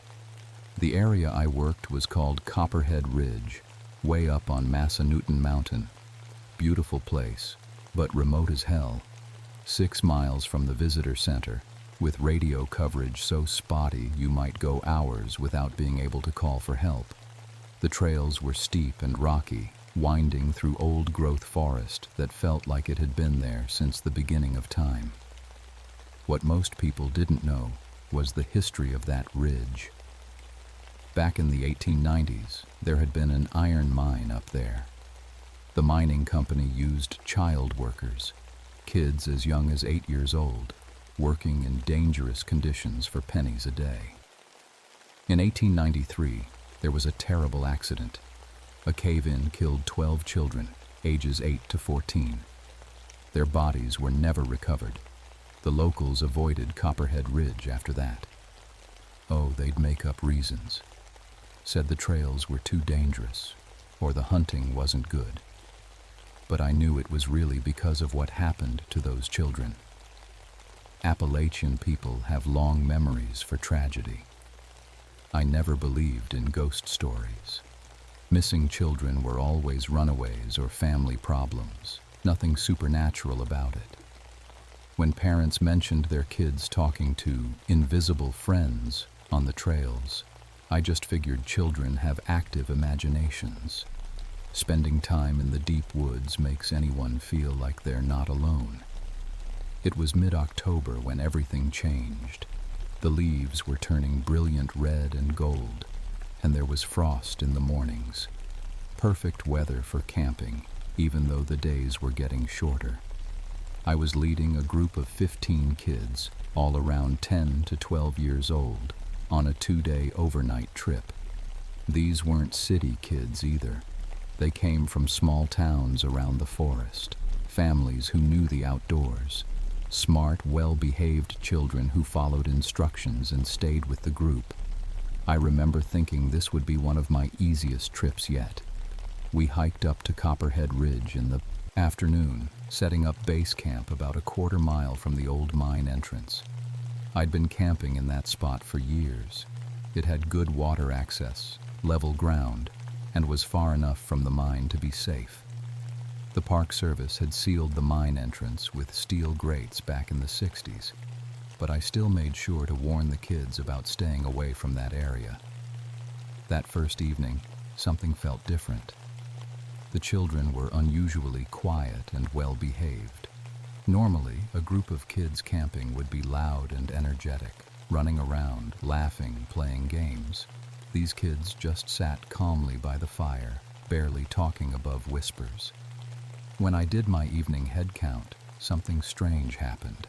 I counted 18 children instead of 15. But when I counted again, going around the circle and pointing to each kid individually, there were only 15. I figured I'd miscounted the first time. Maybe some shadows from the fire had confused me. But it kept happening. Every time I did a group count, I got 18. Every time I counted individuals, I got 15. The temperature dropped that night, much more than the weather forecast had predicted. When I checked my thermometer near the sealed mine entrance, it read 20 degrees colder than at our campsite, just a few hundred yards away.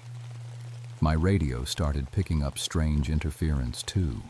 Children's voices singing songs I'd never heard before, in a language I couldn't identify. I told myself it was all perfectly normal.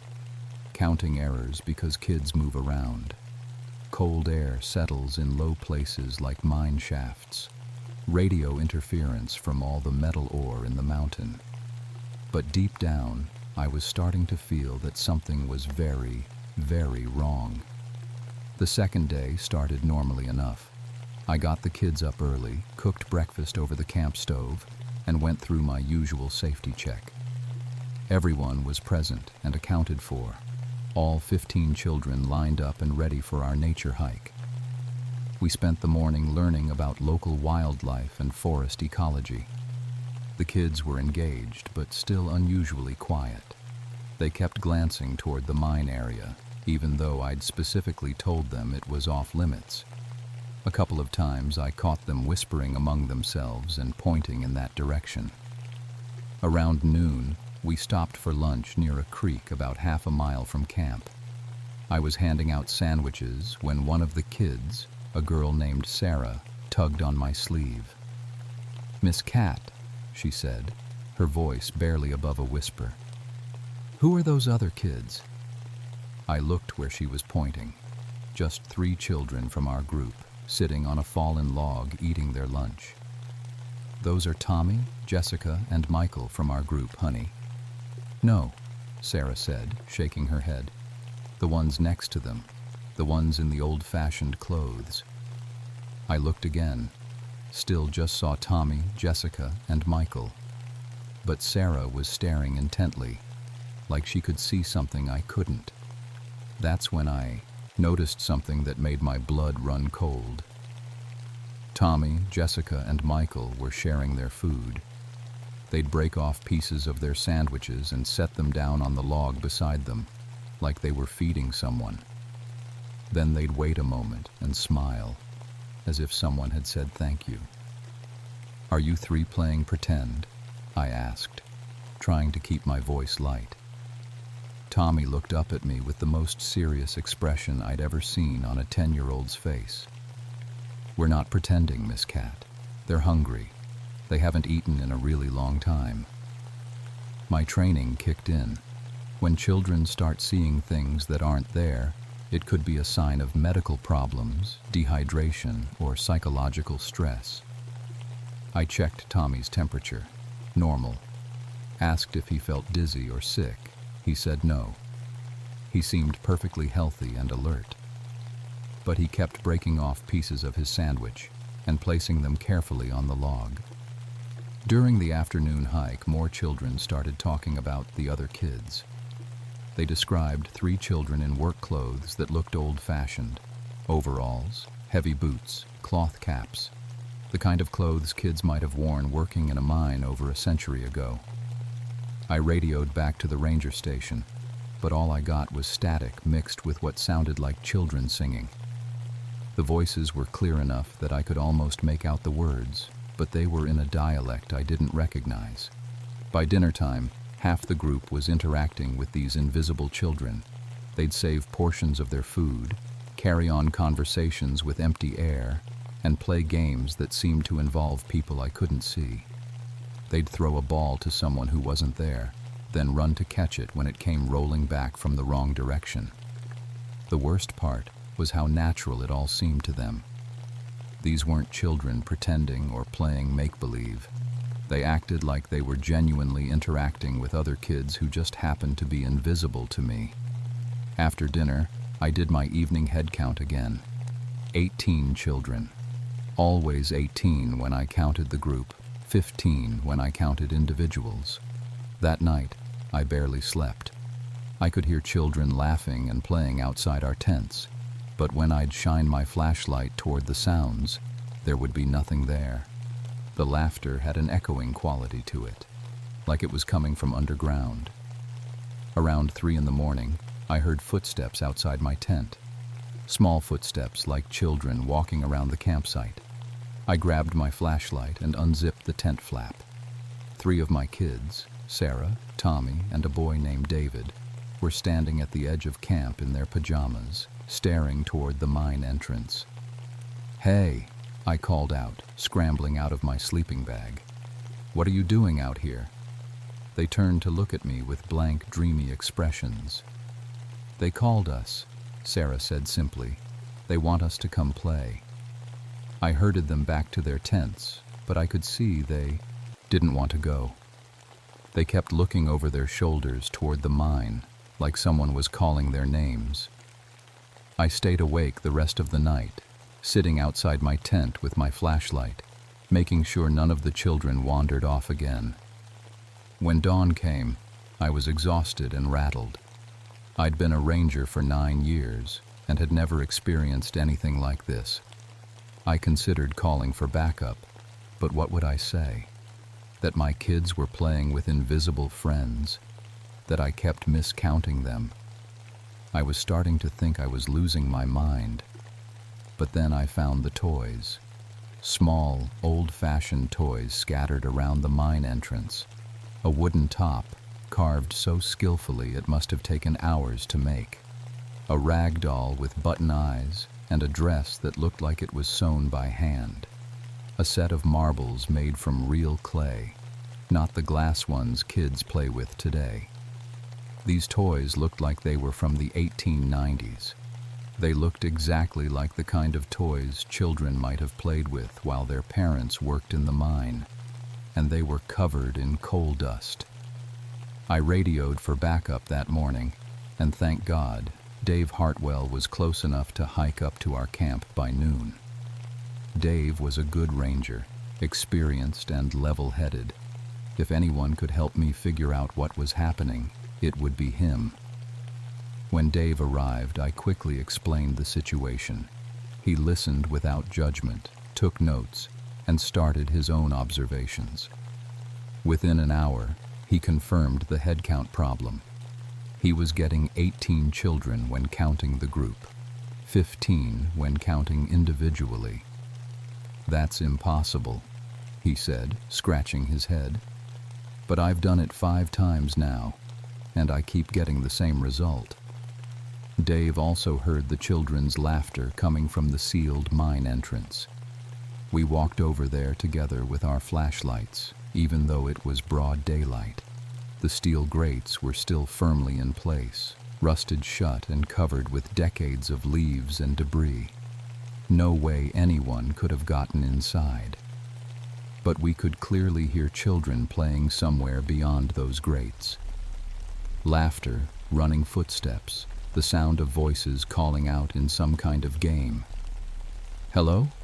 Dave called out. "Is someone in there?" The sounds stopped immediately. Complete silence. Then, after about 30 seconds, we heard a small voice call back. "Please come play with us. We're so lonely." Dave and I looked at each other. His face had gone pale. "That voice," he whispered. It sounded like it came from really far underground. We headed back to camp to discuss what to do. But when we got there, we found a group of our kids standing in a circle, holding hands with empty spaces between them. They were singing a song I'd never heard before, in that same strange dialect I'd been picking up on the radio. "What song is that?" I asked Sarah. "The other children taught it to us," she said. "It's about working in the dark places under the ground. They said their mommies and daddies made them work there before the rocks fell down." My blood ran cold. These children somehow knew about the mine accident from 1893. Dave pulled me aside. "I found something you need to see," he said, holding up a manila folder. "I stopped by the Historical Society on my way here and asked about this area. Look at this." The folder contained newspaper clippings and incident reports dating back decades. In 1923, 3 children from a school group had disappeared while camping near Copperhead Ridge. Their bodies were found a week later at the bottom of an old mine shaft that had supposedly been sealed. In 1934, 3 more children vanished during a church retreat, found dead in the same mine shaft. In 1955, 3 children from a Boy Scout troop, same mine shaft, same mysterious circumstances.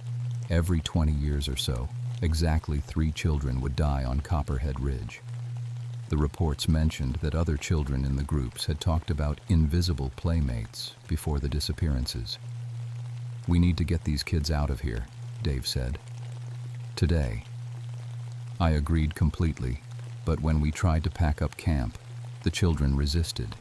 They didn't want to leave. They kept saying their new friends would be sad if they went away. That's when things got really scary.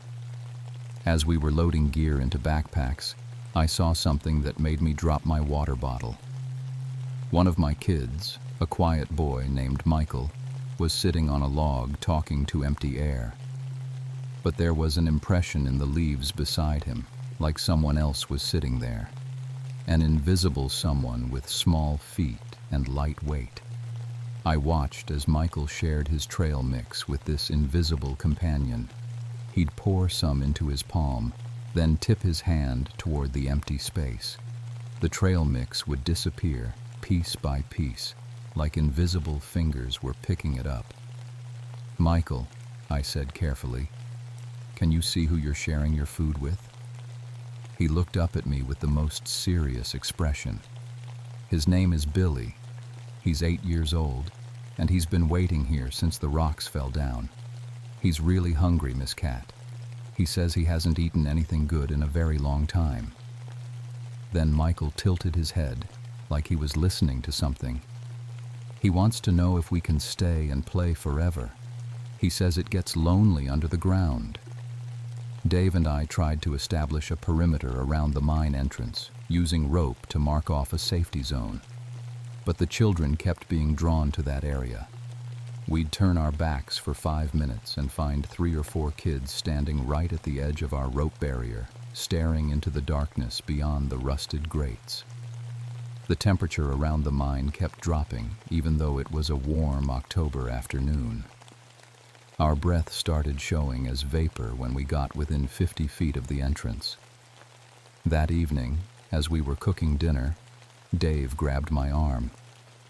"Look," he whispered. In the flickering firelight, I could see small shadows moving around our campsite. Child-sized shadows that didn't match any of our kids. The shadows would move independently, sometimes waving at our children, sometimes pointing toward the mine. Our kids waved back and pointed in response like they were having full conversations with whatever was casting those shadows. I tried to rationalize it. Tricks of the light, shadows from the fire, my tired mind seeing things that weren't there. But then I heard Dave gasp. One of our kids, little Sarah, was playing catch with someone I couldn't see. She'd throw her ball toward an empty spot near the mine entrance, and it would come flying back from a completely different direction, not bouncing off rocks or trees. Someone was catching it and throwing it back. As I watched, the ball floated in midair for a moment before flying back to Sarah's hands. That's when I knew we were dealing with something far beyond my training as a forest ranger. Something was very wrong on Copperhead Ridge, and our children were in terrible danger. Around midnight, I woke up to find half our kids missing from their tents. Dave and I grabbed our flashlights and ran through the campsite, counting heads. 7 children were still in their sleeping bags. 8 were gone. We found them standing in front of the mine entrance, still in their pajamas, their hands pressed against the rusted steel grates. They weren't trying to get through. They were just standing there, perfectly still, like they were listening to something. "Kids," I called out, "get away from there right now." They turned to look at us, but their eyes were strange, distant and dreamy, like they were sleepwalking. "They're calling us," Tommy said in a flat voice. "They want us to come down and play. They say it's fun in the dark." That's when I saw them. 3 children standing just behind the grates, inside the sealed mine. They looked solid and real, but their clothes were from another time. Work overalls, heavy boots, cloth caps covered in coal dust. Their faces were pale and smudged with dirt, and their eyes reflected our flashlight beams like an animal's. They were beckoning to our kids, gesturing for them to come closer. "Please," one of the ghost children said, his voice echoing from deep underground. "We've been alone for so long. Stay and play with us forever." The living children started reaching through the gaps in the grates, trying to touch the spirits. "No!" I shouted, grabbing Sarah and pulling her back. "Everyone get away from there." But the ghost children weren't giving up. As I watched in horror, the rusted grates started to bend and buckle, like invisible hands were pulling them apart from the inside. "They're opening it," Dave said, his voice shaking. "How are they opening it?" The mine entrance, sealed for decades, was slowly coming open. Dave and I managed to get our kids back to camp, but they fought us every step of the way. They cried and begged to go back, saying their friends needed them. I used my child psychology training to try to understand what was happening. These ghost children had died in a terrible accident over a century ago. They were lonely, afraid, and desperate for companionship. They didn't understand that they were dead or that the mine was dangerous. All they knew was that living children visited the ridge every 20 years or so, and they could convince 3 of them to stay forever. "We have to get out of here," Dave said.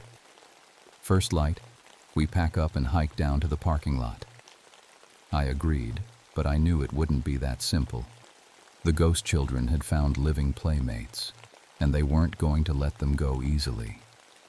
Around 3 in the morning, we heard children singing again.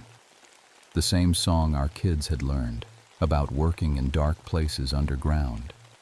But this time, the voices were coming from our own camp. All 15 of our living children were standing outside their tents, singing along with voices we couldn't see. Their eyes were glazed over, like they were hypnotized. As they sang, they started walking toward the mine. Dave and I ran after them, but it was like trying to stop sleepwalkers. The children moved with single-minded purpose, ignoring our shouts and commands. When we reached the mine entrance, the grates were completely torn away. The opening yawned black and empty, like a mouth waiting to swallow our kids whole. The 3 ghost children stood just inside the entrance, no longer bothering to hide. They were holding hands and singing, their voices harmonizing with our living children in an eerie chorus. "Come down and play," they called. "Come down where it's always dark and quiet. Come down where we can be together forever." Our kids started walking into the mine. I didn't think, I just acted. I ran ahead of the group and stood in the mine entrance, blocking the way. "Stop," I shouted, not to the living children, but to the dead ones. "These children can't stay here." The ghost children looked at me with surprise, like they hadn't expected an adult to see them. "Why not?" asked the one who looked about 10 years old. "We're so lonely. Nobody ever comes to play with us anymore. They'll be happy here. We'll take good care of them." "You're scaring them," I said, trying to keep my voice gentle but firm. "Look at them. They're not really awake. This isn't how children should play." The ghost children looked confused. They turned to stare at our living kids, who were standing with blank expressions and glassy eyes. "We don't mean to hurt them," the youngest spirit said. "We just want friends. We've been alone in the dark for so long." My heart broke for these lost children, but I couldn't let them take the living ones. "I know you're lonely," I said. "I know what happened to you was terrible and unfair. But these children have families who love them. They have lives to live. You can't keep them." "But who will play with us?" the oldest ghost child asked, tears streaming down his dirt-stained face. "I'll remember you," I said. "I'll make sure people know what happened here. You won't be forgotten anymore." The ghost children looked at each other, then back at me. "Promise?" the smallest one whispered. "I promise." The spirits began to fade, becoming translucent in the moonlight. As they disappeared, our living children blinked and looked around in confusion, like they were waking up from a deep sleep. Behind us, I heard a rumbling sound. The mine entrance was collapsing, sealing itself permanently with tons of rock and earth. When the dust settled, there was no trace that there had ever been an opening there at all. We hiked down from Copperhead Ridge the next morning. The children remembered very little about what had happened, just fragments of dreams about playing with other kids in old-fashioned clothes. I filed an official incident report that mentioned unstable mine structures and recommended the area be permanently closed for safety reasons. I didn't mention the supernatural elements. Who would have believed me? But I couldn't forget those 3 lonely spirits who had waited over a century for playmates. I researched the 1893 mine accident and learned the names of the children who had died.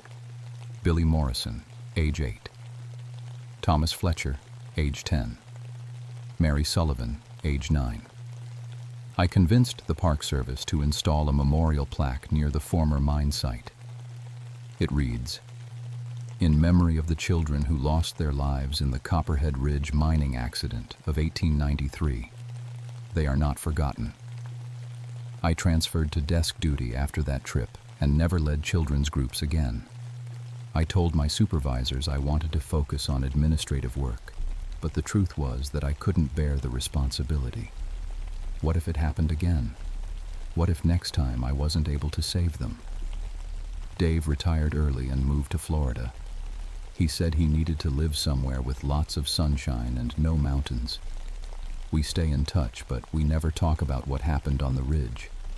Other rangers started reporting similar incidents at historical sites throughout the Appalachians, places where children had died in mining accidents, factory fires, or industrial disasters. Always the same pattern. Visiting children would start talking to invisible playmates, and sometimes 3 would disappear. The Park Service quietly established new protocols for educational programs. No overnight camping near sites of historical tragedies involving children. Mandatory buddy systems. More frequent radio check-ins. They didn't put it in writing, but the message was clear. Some places in these old mountains hold on to their dead, and children are especially vulnerable. I'm retired now, living in a small town in the valley. I keep the memorial plaque clean and leave flowers there sometimes. Wild flowers that kids might have picked back in 1893. Sometimes I think about those 3 ghost children and wonder if they finally found peace. I hope they did. I hope they're not still waiting in the darkness under the mountain, calling out to every group of children who pass by. But I wouldn't recommend camping on Copperhead Ridge, just the same. And if you're ever leading a group of kids in the wilderness, make sure you count them carefully. Count them twice. Because sometimes you might find you have more children than you started with. And that's when you need to worry.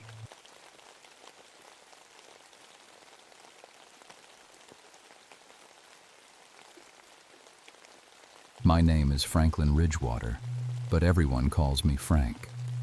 I've been working the Blue Ridge Parkway for 18 years now, and my family's been taking care of these mountains even longer. My grandfather helped build the original roads back in the 1930s, and my father worked maintenance until his back gave out. I guess you could say the mountains are in my blood. It was November 1989, and I was 45 years old with a perfect safety record. In all my years as a ranger, I'd never lost anyone on my watch.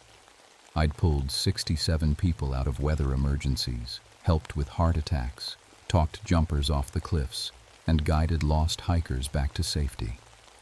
The mountains could be dangerous, sure, but they were fair if you knew what you were doing.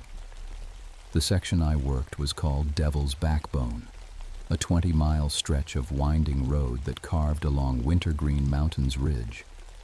Folks always asked about the name, and I'd tell them the same thing. It got called that because the ridge looks like a giant spine when you see it from below.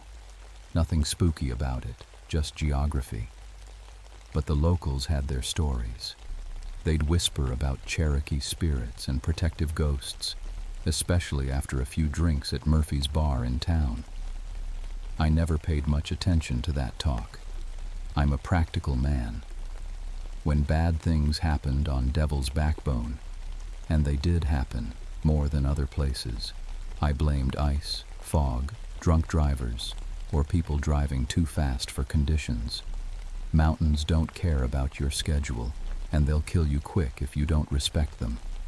My truck was a 1985 Ford Ranger, nothing fancy but reliable.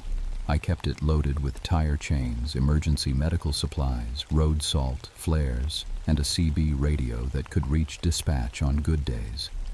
The radio was important because cell phones weren't much use up here, and the nearest hospital was an hour away, even in perfect weather. That November night started like any other emergency call. Ice storm warnings had been going out all day, and by 6 o'clock the temperature had dropped 15 degrees in an hour. That's when you know trouble's coming. Ice was already forming on the road surface, turning the asphalt into a skating rink. The call came in at 7:30 p.m. A family was stranded somewhere along Devil's Backbone. 2 adults and a baby, stuck in their car with some kind of medical emergency. The details were fuzzy because their call kept cutting out, but dispatch caught enough to know they needed help fast. I loaded up my truck, put on the tire chains, and headed out into the storm. The wind was already howling through the trees, and ice was clicking against my windshield like angry fingers tapping. The temperature gauge on my dashboard showed 22 degrees and dropping. "Unit 47 to dispatch," I called on the radio. "Heading up Devil's Backbone now. Weather's getting nasty out here." Static crackled back at me. "Copy that, Frank. Be careful up there." We lost contact with the family about 20 minutes ago. That should have been my first warning that something was different about this night. In 18 years, I'd never had a routine rescue call on Devil's Backbone, but I figured it was just the storm making everything harder than usual. As I drove up the mountain road, my headlights cut through the darkness, showing ice building up on the guardrails and tree branches. The road was getting slick despite my chains, and I had to gear down to keep from sliding. The wind pushed against my truck like it was trying to shove me off the road. About halfway up the mountain, something made me slow down. There was a stillness in the air that felt wrong, like the moment before lightning strikes. The hair on my arms stood up, and my compass started spinning slowly in circles. I figured it was just the storm messing with the magnetic field, but it made me uneasy. Then I heard something on the radio that made my blood run cold. Instead of dispatch's voice, I heard what sounded like singing in a language I didn't recognize. It was beautiful and sad, like a lullaby for the dead. The melody seemed to wrap around my truck, and for a moment, I forgot I was driving. I shook my head and turned the radio off. Storm interference, that's all it was. Had to be. But as I drove deeper into Devil's Backbone, I couldn't shake the feeling that something was watching me from the dark spaces between the trees. The ice was getting worse with every mile. Even with chains, my truck slipped and slid like it was fighting me. I'd driven this road thousands of times, but tonight it felt different, unfamiliar somehow, like the curves weren't where they should be. I'd been searching for the stranded family for over an hour when I finally saw taillights through the storm. But when I got closer, my heart nearly stopped. The car wasn't just stuck, it was hanging over the edge of a cliff, held up by what looked like a wall of ice that had formed against the guardrail. That ice formation shouldn't have existed. I'd seen plenty of winter storms, and ice doesn't build up that way.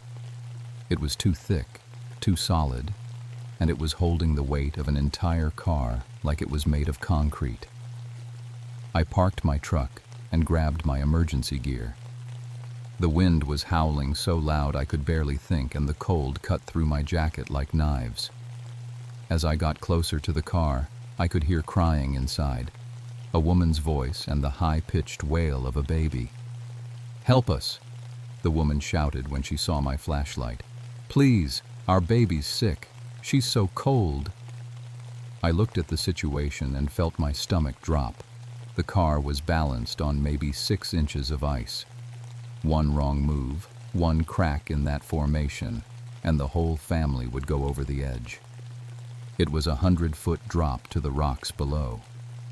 "Stay calm," I called out. "Don't move around in there. I'm going to get you out." But how? I couldn't hook a tow line to the car without risking the ice breaking. I couldn't safely get close enough to the doors. And even if I could get them out, the baby was turning blue from the cold. She needed a hospital, not a long ride down a mountain in my truck. That's when I saw him. At first I thought it was just a shadow moving between the trees. But shadows don't walk upright, and they don't wear clothes. This figure was tall and dressed in what looked like traditional Native American clothing. Leather and fur and feathers that should have been soaked through in the storm, but somehow weren't. The figure stepped out of the tree line about 50 feet away from the car. He was an older man with long gray hair and dark skin, and he was looking right at me. The weird thing was, the wind and ice didn't seem to touch him at all. He stood there perfectly still, like he was in a different world from the rest of us. "Hey," I called out. "You can't be up here. It's dangerous." The man didn't answer with words, but suddenly I heard a voice in my head, as clear as if someone was standing next to me. "The child will die if you do not listen." I staggered backward, sure I was losing my mind.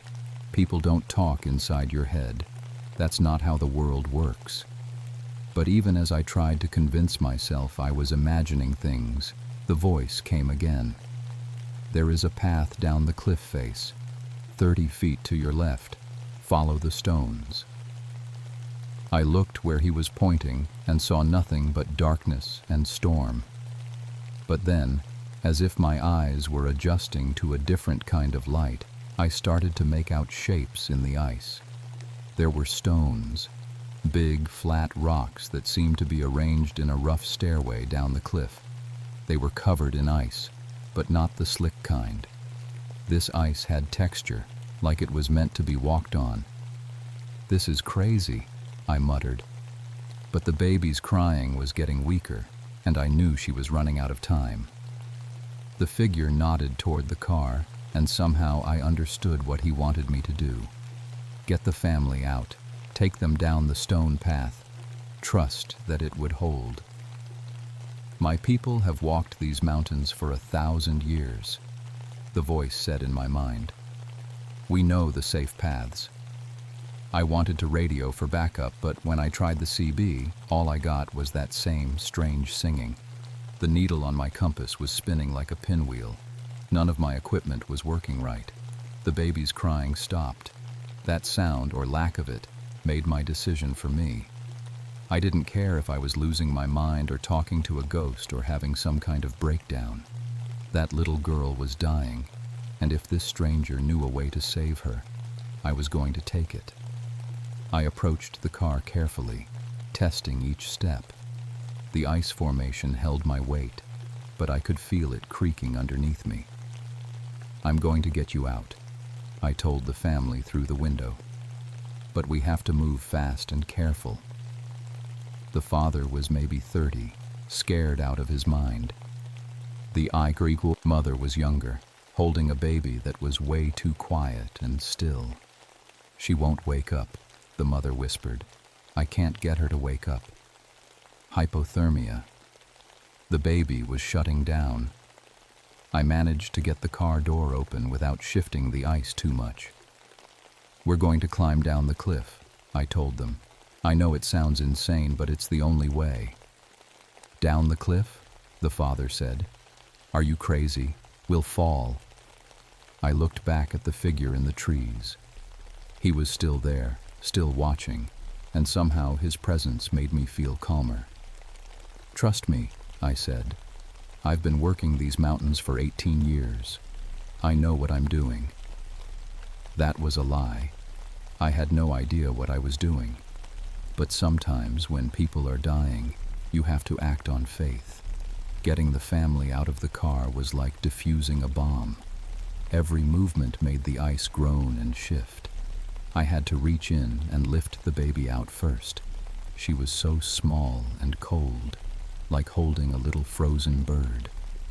Her lips were blue, and her breathing was shallow. "Come on, sweetheart," I whispered. "Stay with us." The mother came next, then the father. The whole time that ice wall held us up like it was reinforced with steel. But I knew it couldn't last forever. Ice doesn't work that way, no matter how thick it gets. As soon as we were all out, I led them toward where the figure had pointed. In the beam of my flashlight, I could see the stone path clearly now. The rocks were old, really old, and they were arranged too perfectly to be natural. Someone had built this stairway a long time ago. "I don't see any path," the father said, panic in his voice. "There's nothing there but cliff."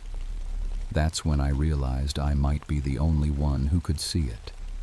The stones were visible to me, but to them, it probably looked like I was about to walk off a cliff.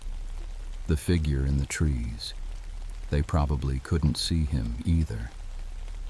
"They will see when they take the first step," the voice said in my mind. The mountain will show them the way. You have to trust me, I told the family. I know it looks dangerous, but this is our only chance. Your daughter needs to get to a hospital now.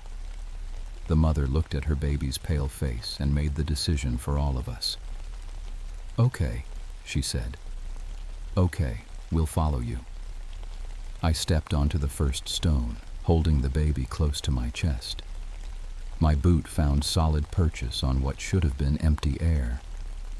Behind me, I heard the mother gasp as the rock became visible under my feet. How is that possible? The father whispered. I didn't have an answer for him.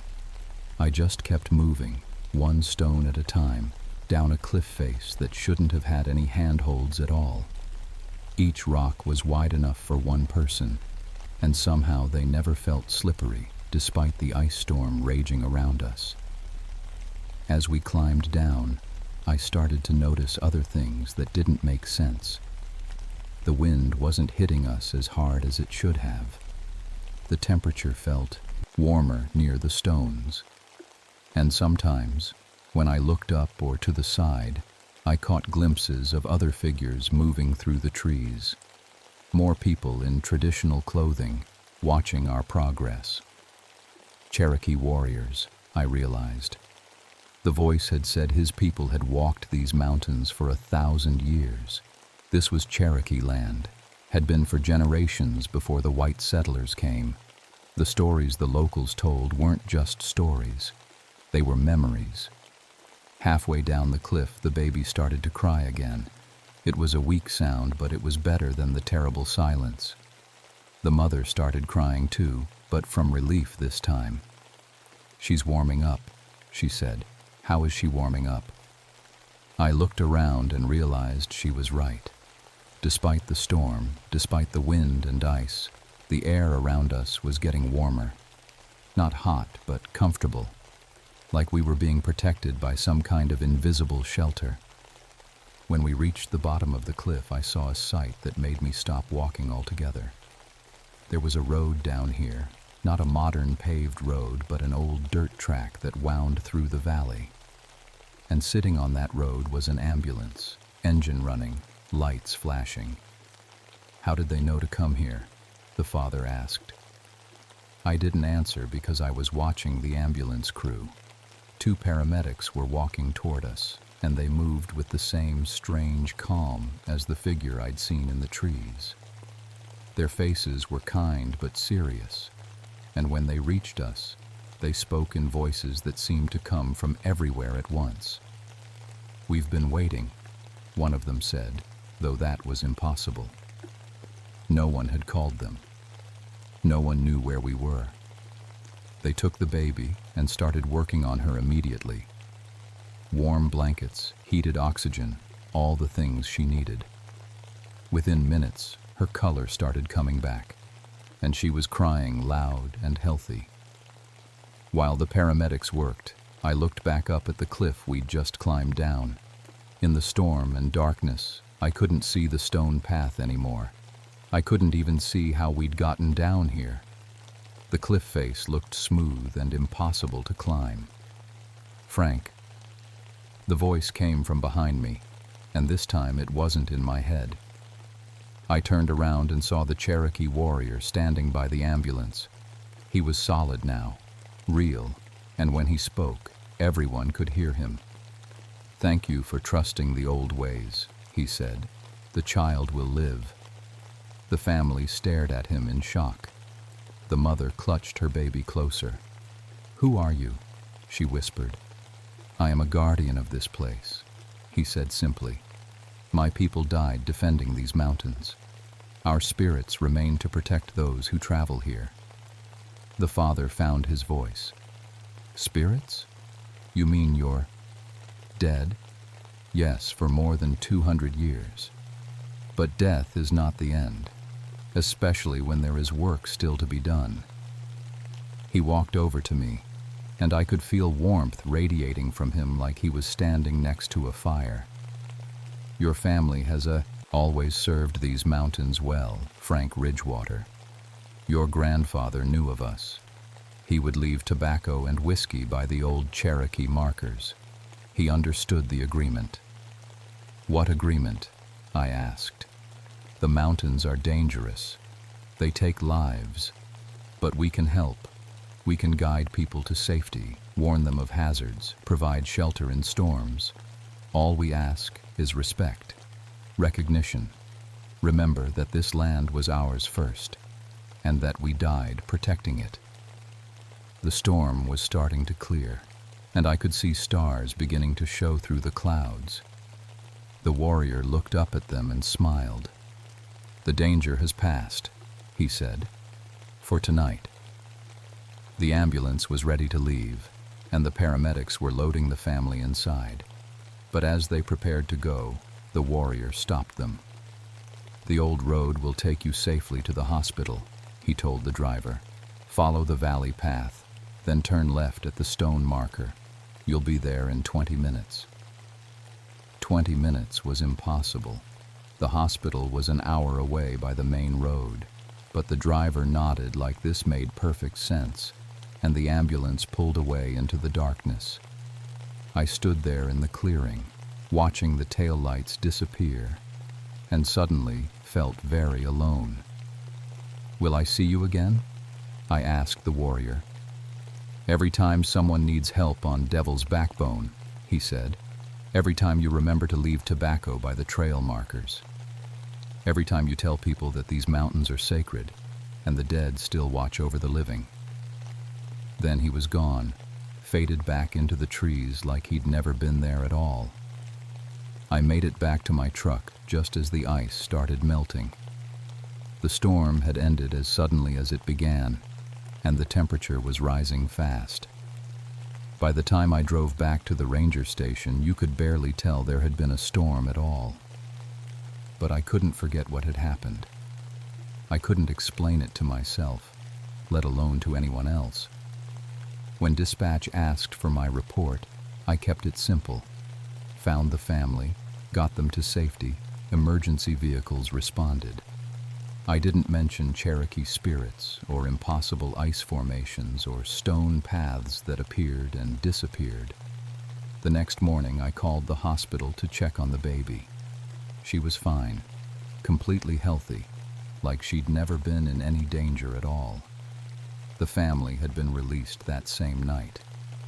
But when I asked about the ambulance crew that had picked them up, the hospital had no record of any emergency call from Devil's Backbone. "Our ambulances were all here last night," the dispatcher told me. "None of them went out to the mountains." That should have scared me, but it didn't. Instead, it made me curious. I started researching the history of Devil's Backbone, looking through old newspaper articles and county records. What I found changed everything I thought I knew about the mountains. In 1756, the last Cherokee village in this area was attacked by colonial militia. The warriors made their final stand on what was now called Devil's Backbone, trying to protect their families who were hiding in caves along the cliff face. They were outnumbered and outgunned, but they fought anyway. Every single warrior died, but they bought enough time for most of their people to escape. The land was cursed after that, according to the old stories. Settlers who tried to farm it found their crops failing, their animals dying, their children getting lost in the woods. The road that was eventually built there claimed more lives than any other stretch of highway in Virginia. But some of the stories were different.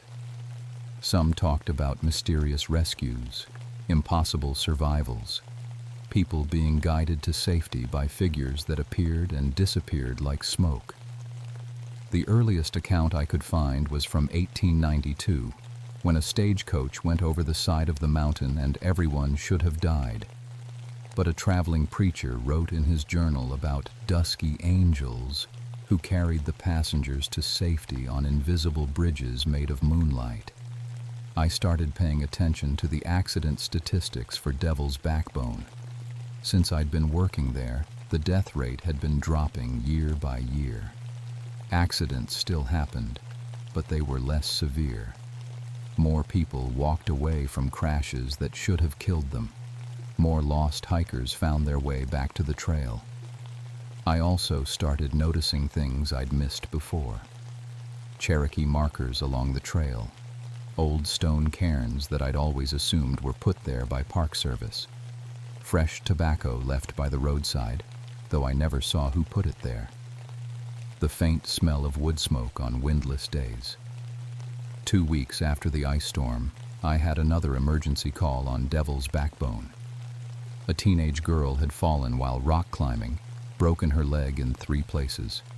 I found her at the bottom of a 30-foot cliff, but she was lying on a bed of pine needles and moss that had somehow cushioned her fall. She should have been dead, but she wasn't even unconscious. "The old man told me to lie still and wait for help," she said when I reached her. "He said you'd come." "What old man?" I asked, though I already knew. "The Cherokee guy in the traditional clothes. He's standing right there." She pointed to empty air, but I turned and saw him anyway. The same warrior who had saved the family in the ice storm. He nodded to me and faded back into the trees. That's when I understood. The Guardians weren't just showing themselves to me. They were helping everyone who came to Devil's Backbone in distress. They'd always been there, protecting travelers, preventing deaths when they could. But most people couldn't see them, couldn't hear them. They just experienced the miracles, the impossible survivals, the lucky breaks, the mysterious rescues. I was different because my family had always worked these mountains. My grandfather had known about the Guardians, had maintained the old agreements. The Cherokee spirits trusted the Ridgewater family to help them help others. The teenage girl recovered completely.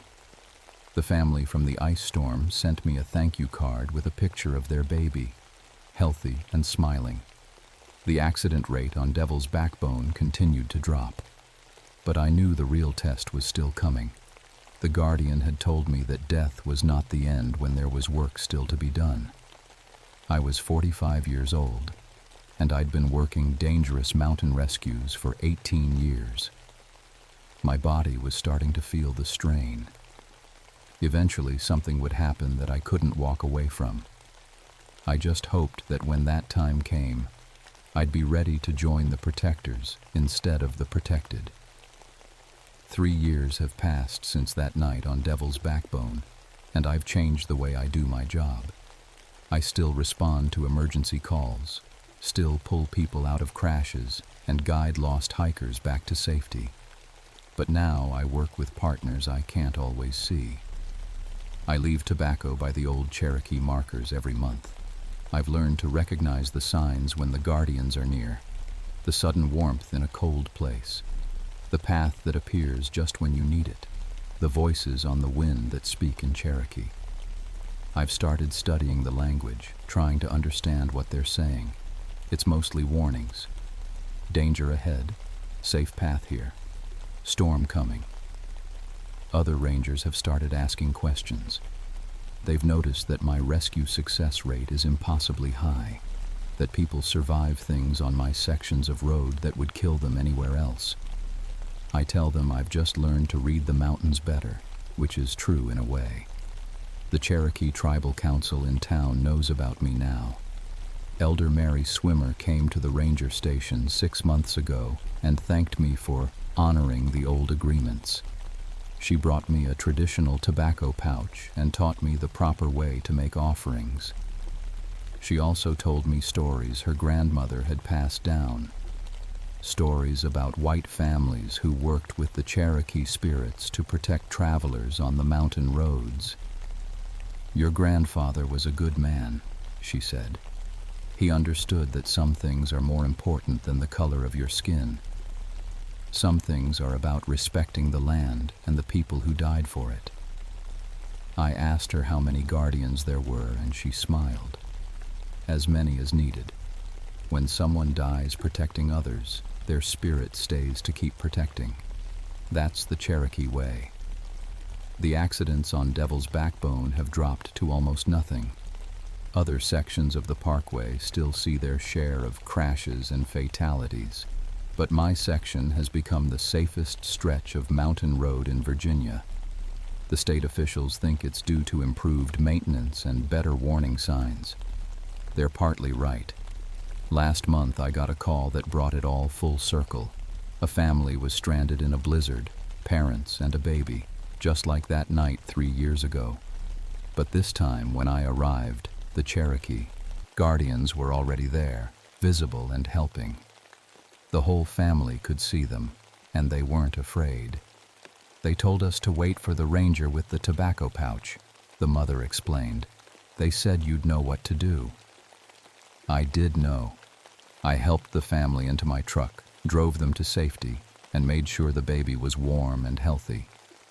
It was routine by then, almost easy. The Guardians had prepared the way, just like they always do. As I write this, I'm 58 years old. My hair is gray, my knees creak when I climb, and I can feel the mountains calling me to a different kind of service. I'm training my replacement, a young Cherokee woman named Sarah who already knows about the Guardians, already speaks the language they use. When your time comes, she asked me recently, will you stay to help like they do? I think I will. These mountains have been my life, and the work is important. There are always travelers who need protection, always people who get lost or hurt in places where the old spirits still walk. The Guardians have been protecting this land for over 200 years. I'd be honored to join them. Sometimes late at night when I'm patrolling Devil's Backbone, I see them all together. Dozens of Cherokee warriors standing along the ridge watching over the road. They nod to me as I pass, and I nod back. We're all part of the same mission now, keeping people safe on dangerous ground, making sure that death doesn't claim anyone who can still be saved. The mountains remember everything, every tree that's fallen, every stream that's changed course, every person who's died trying to cross them. But they also remember every act of kindness, every moment when the living and the dead work together to preserve life. Devil's Backbone got its name from the shape of the ridge, just like I always told people. But now I know there's more to it than that. It's the backbone of something larger, a network of spirits and stories that stretches across all the Cherokee lands, binding the past to the present, and the dead to the living. If you ever drive through these mountains and see something that doesn't quite make sense, a path that wasn't there before, a warm place in a cold storm, figures moving through the trees, don't be afraid. Just remember that you're traveling through sacred ground, and that those who died protecting it are still watching over everyone who passes through. Leave some tobacco by the trail markers if you can. The Guardians appreciate the respect. And drive carefully on Devil's Backbone. There are spirits watching, but they can't save everyone. Some things still depend on human wisdom and human care. The mountains are beautiful, but they're not forgiving. The dead can guide you to safety, but the living have to choose to follow.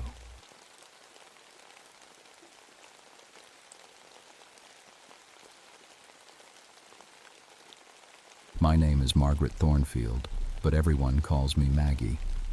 I've been a forest ranger for 16 years now, working the deep woods of Nantahala National Forest in North Carolina.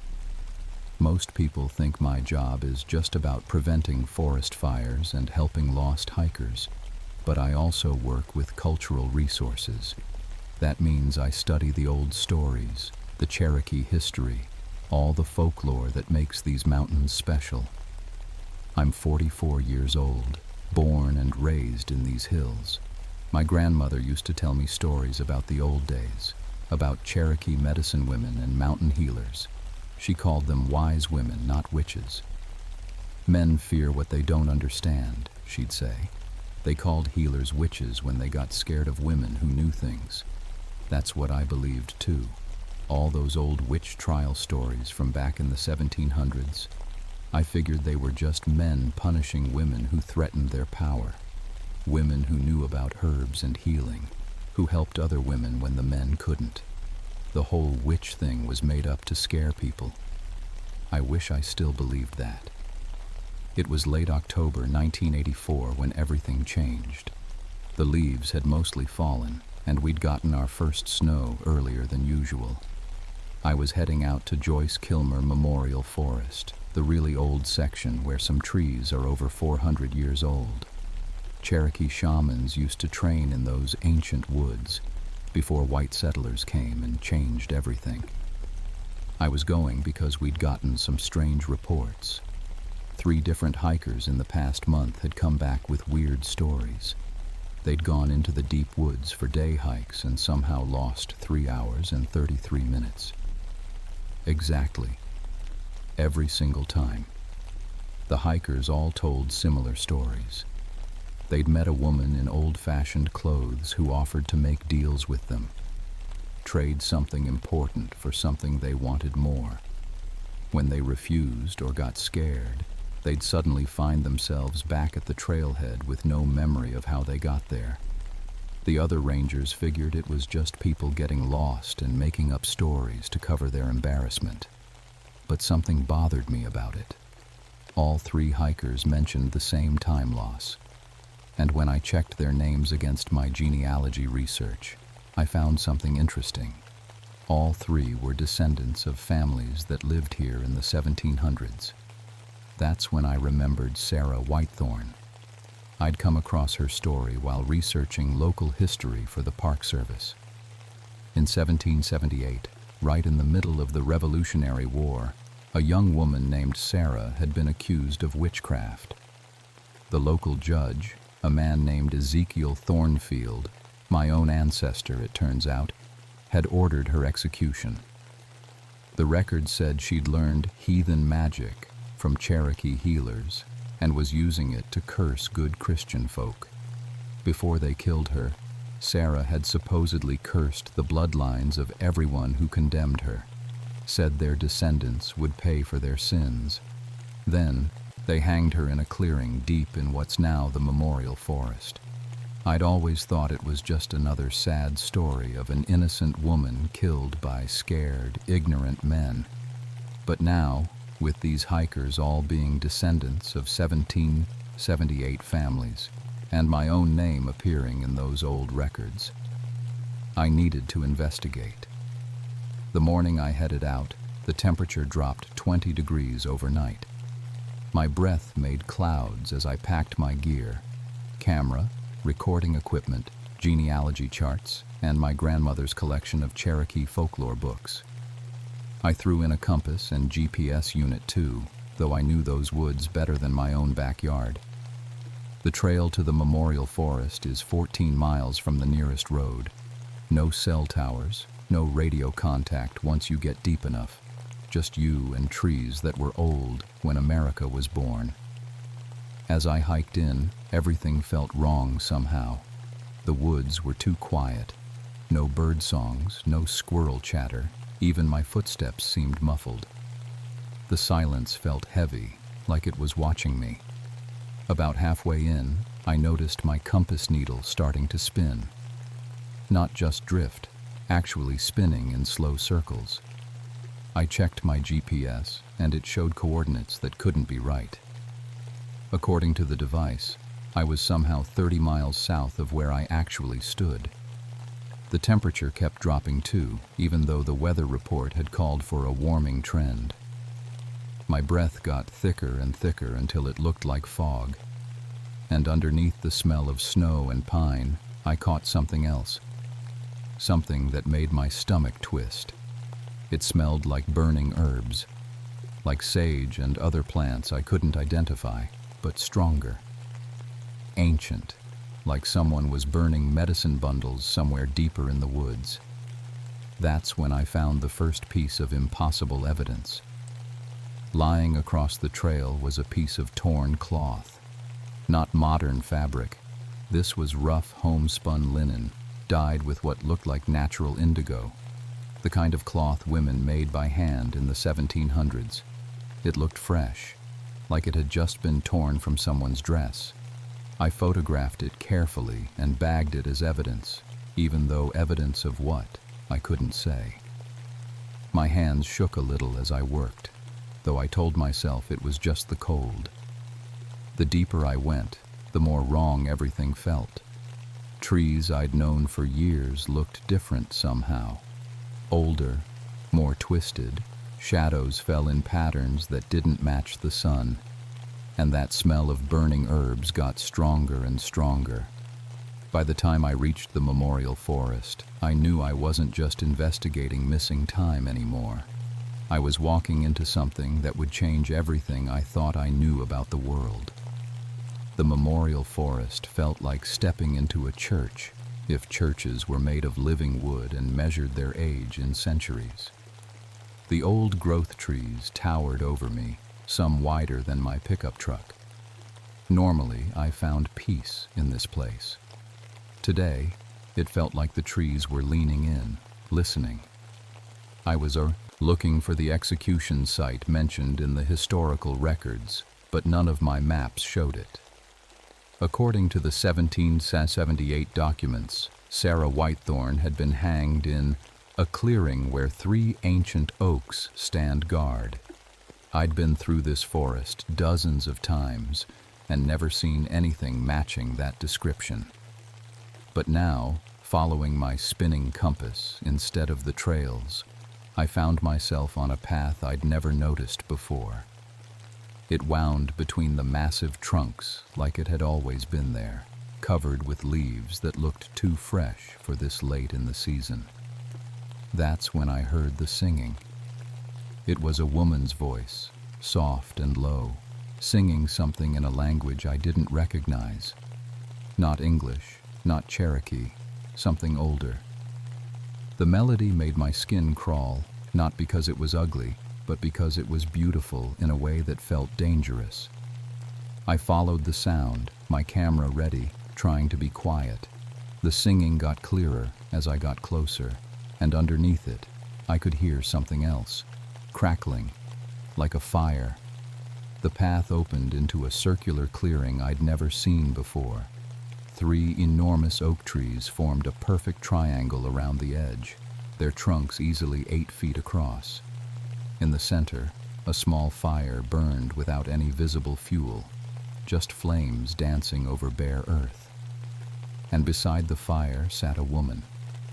She looked about 30, with long dark hair braided with feathers and small bones.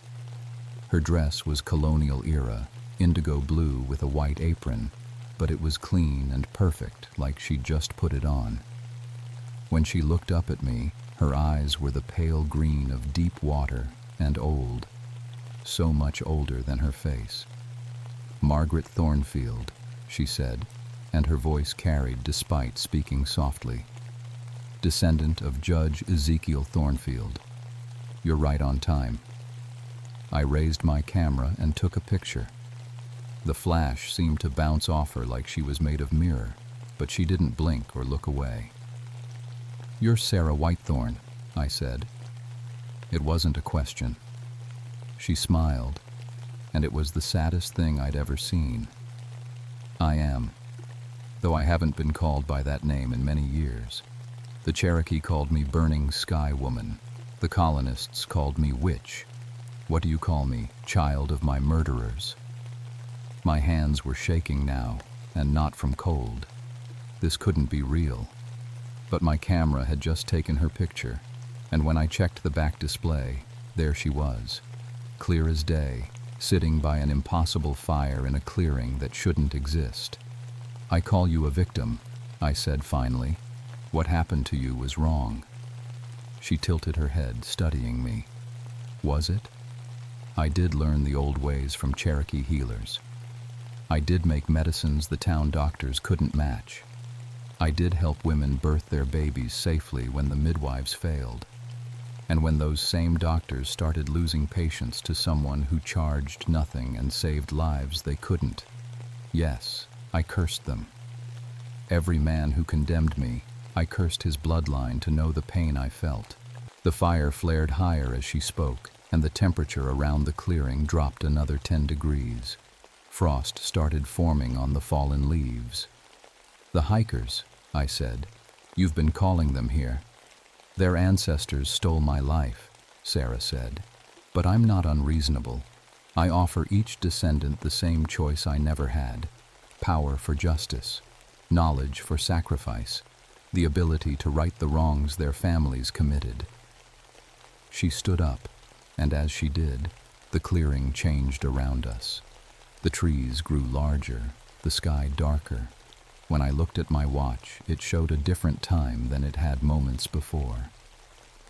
3:33 p.m., though I'd entered the forest at noon and couldn't have been walking for more than 2 hours. "What kind of power?" I asked, though part of me didn't want to know. Sarah walked to one of the great oaks and placed her hand on its bark. The tree shuddered, and suddenly its trunk was covered in symbols carved deep into the wood. Cherokee writing mixed with other marks I couldn't identify. "The power I learned before they killed me," she said. "Plant knowledge, weather working, the ability to see through time and speak with the dead, the skills to heal what seems hopeless and protect those who can't protect themselves." She turned back to me, and now her eyes held flecks of fire. "Your ancestors took that from the world when they took my life, but you could bring it back. Learn what I learned. Use it to help people the way I tried to help them." It sounded almost reasonable, almost appealing, but there was something in her voice, something hungry, that made me step back. "What's the cost?" I asked. Sarah's smile turned sharp. "Justice, for every descendant of those who wronged me. They must pay for their ancestors' sins, not with their lives.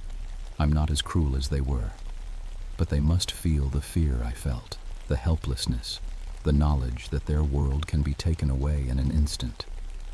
The fire behind her roared up suddenly, 15 feet high, and in the flames I saw images. People I recognized from town, descendants of old families, running through the woods in terror, screaming as shadows chased them, begging for mercy they'd never receive. "That's not justice," I said. "That's revenge." "What's the difference?" Sarah asked, and for the first time, she sounded truly dangerous. "My knowledge died with me. Generations of women suffered in childbirth because the healing arts were called witchcraft. How many people died because scared men destroyed what they didn't understand? The worst part was, she was right. How many wise women had been killed over the centuries? How much knowledge lost? How many people had suffered because healing traditions were suppressed? But I thought about the hikers who'd come back terrified and confused. I thought about the look in their eyes when they tried to describe what they'd experienced. "I won't hurt innocent people," I said. The clearing went silent. Even the impossible fire stopped crackling. Sarah stared at me for a long moment, and I felt like she was looking right through me, seeing things about myself I didn't even know. "Then you're just like him," she said finally. "Just like your ancestor, too righteous to do what's necessary." She gestured, and suddenly I was falling through time. The clearing spun around me, the trees growing younger, the sky brightening. When everything stopped spinning, I was looking at the same place, but it was different. It was 1778, and I was watching my own ancestor condemn Sarah Whitethorn to death. I stood in the same clearing, but it was summer now and full of people. Colonial-era people in rough clothes, their faces hard with fear and anger. In the center, a wooden platform had been built, and standing on it was Judge Ezekiel Thornfield. He looked just like my father had at the same age. Same square jaw, same stubborn eyes. But where Dad had been gentle, this man radiated cold authority. "Sarah Whitethorn," he was saying, "you stand accused of practicing witchcraft, of consorting with heathen spirits, and of cursing good Christian folk with your devilry." I turned to look at the accused. and there was Sarah, but different. Younger looking, her hair loose around her shoulders. Her hands were tied behind her back, but she stood straight and unafraid. "I stand accused of healing the sick and helping women birth their children safely," she replied, her voice carrying across the crowd. "If that is witchcraft, then I am proud to be a witch." The crowd murmured angrily, but I could see some faces that looked uncertain, people who maybe had been helped by Sarah's skills. Judge Thornfield, my ancestor, slammed a wooden gavel. "You learned these arts from the Cherokee heathens. You brew potions and cast spells. Martha Henley says you cursed her husband with sickness after he refused to pay your unnatural fees." "Martha Henley's husband beats her," Sarah shot back. "I gave her herbs to prevent another pregnancy because he would kill her if she bore another child too weak to work. The sickness he suffers is guilt eating at his conscience." "Silence," Ezekiel roared. "You admit to practicing the dark arts. You admit to trafficking with spirits. The sentence is death by hanging, to be carried out immediately." That's when Sarah turned and looked directly at me. Even though I was just watching some kind of vision or memory, she saw me. "Remember this, child of Thornfield," she said, and somehow only I could hear her. "Remember how justice dies when fear rules the heart." They put the noose around her neck, and I tried to close my eyes, but I couldn't look away. As the rope tightened, Sarah spoke one last time. "I curse you all," she said, her voice somehow getting stronger even as the rope choked her. "Every bloodline here, every family that stands by and watches innocents die. Your descendants will know my pain. They will feel my fear. And when the time comes, they will make the choice you refuse to make. Justice or comfort, courage or cowardice." The platform dropped, and Sarah Whitethorn died. As soon as it was over, the vision shattered. I was back in the present-day clearing, gasping and shaking. But Sarah was still there, standing by her impossible fire. "Now you understand," she said. "Now you see what kind of man your ancestor was." I did understand, and it made me sick. Ezekiel Thornfield had been a coward, too afraid of change to see past his prejudices. He'd killed a woman for being different, for knowing things he didn't. But that didn't make Sarah's revenge right. "I'm sorry," I said. "I'm sorry for what he did, for what they all did. But terrorizing innocent people won't bring you peace." Sarah laughed, but there was no humor in it. "Peace? Child, I gave up on peace 2 centuries ago. I want justice, and if you won't help me get it." She gestured again, and the world shifted around us. Suddenly I was watching myself from outside, but I was in different clothes. Modern clothes, but not the park ranger uniform I'd worn today. I was wearing a fancy dress, standing at a podium, speaking to a crowd of people. Sarah Whitethorn was a healer, not a witch, the other me was saying. She saved lives, helped the poor, and was murdered for her knowledge. Today, we finally honor her memory with this memorial. I watched myself unveil a bronze plaque in the clearing. People in the crowd were crying, including several women who looked like descendants of Cherokee families. "This could be real," Sarah said in my ear. "Accept my bargain, and this future becomes yours. Refuse, and you'll spend the rest of your life knowing you could have made a difference." The vision changed. Now I was seeing myself as an old woman, teaching young girls about herbal medicine. They hung on my every word, learning skills that could save lives. Knowledge that had been lost for generations was being preserved again. "You could heal people," Sarah whispered. "Like I did, like I never got to finish doing. All those women who died in childbirth after I was gone, all those children who suffered from fevers I could have cured. You could make up for that. The vision shifted one more time. I saw myself in a hospital, holding the hand of a young mother who was dying from complications the doctors couldn't fix. But in this vision, I knew what to do. I gave her something that saved her life, and she went home to her family. "Stop," I said, but my voice was weak, because it was tempting. God help me, it was tempting. "The knowledge is yours," Sarah said. "The power to heal, to help, to right centuries of wrongs. All you have to do is help me finish what was started. Give the descendants of my murderers a choice, face their families' guilt, or run like cowards." I thought about the hikers who'd reported the missing time. They'd all been scared, but they hadn't been hurt. Maybe Sarah was right. Maybe they just needed to acknowledge what their families had done. But then I remembered the terror in their eyes.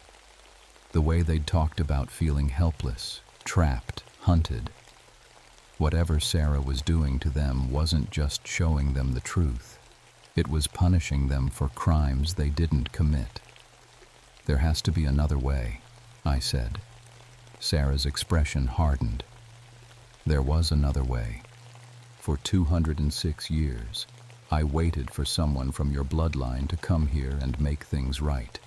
You're the first Thornfield to set foot in this clearing since your ancestor left it after my execution. Do you know what I've done with all that waiting time? The fire behind her flared again, and in the flames I saw images that made my blood freeze. Other clearings, other forests, all across Appalachian mountains, and in each one, a figure like Sarah waiting in the shadows. "I found the others," she said. "Every woman executed for witchcraft in these mountains. Every healer murdered by frightened men. They're all awake now, all waiting for justice. This isn't just about me anymore, Margaret. This is about 2 centuries of silenced voices demanding to be heard." The temperature around the clearing dropped so fast, I could see my breath turning to ice crystals. The shadows between the trees grew deeper, and I caught glimpses of movement. Other figures, other women in period dress, stepping out of the darkness between the massive trunks. "Choose quickly," Sarah said, and her voice was no longer alone. A dozen other voices spoke with her, all demanding justice, all hungry for revenge. "The storm is coming, and once it arrives, you won't be leaving this clearing until you've made your decision." I looked up at the sky through the canopy, and she was right. Black clouds were gathering impossibly fast, and I could hear thunder in the distance. But this wasn't a natural storm. This was something much worse. The wind picked up so fast it nearly knocked me over. One moment the air was still, the next it was howling through the clearing like a hurricane. But the fire in the center never flickered, and Sarah's hair didn't move in the wind. The other figures stepped fully into the clearing now. 8 women in colonial-era dress, all young, all beautiful, all dead. Their eyes held the same otherworldly fire as Sarah's, and when they spoke, their voices layered together like a deadly chorus. 2 centuries of waiting, they said in unison. 2 centuries of watching our knowledge die, our wisdom forgotten, our murders unpunished. I backed toward the edge of the clearing, but the massive oak trees seemed to lean inward, their branches forming an impenetrable wall. When I tried to push through, the bark felt warm to the touch, almost alive. "You can't leave," Sarah said, her voice cutting through the wind. "Not until you choose. Accept the power I offer and help us find justice, or refuse and join us in death." "That's not a choice," I shouted back. "That's just a different kind of murder." "Is it?" One of the other women stepped forward. She was maybe 25, with burn scars covering half her face. "I'm Rebecca Marsh. They burned me alive in 1782 for healing a child their doctor said would die. The boy lived, I died. Where was the choice in that? Another woman joined her, this one with a rope burn around her throat. Hannah Price, hanged in 1791 for helping women prevent unwanted pregnancies. The same women who later starved to death because they couldn't feed the children forced on them. More stories followed.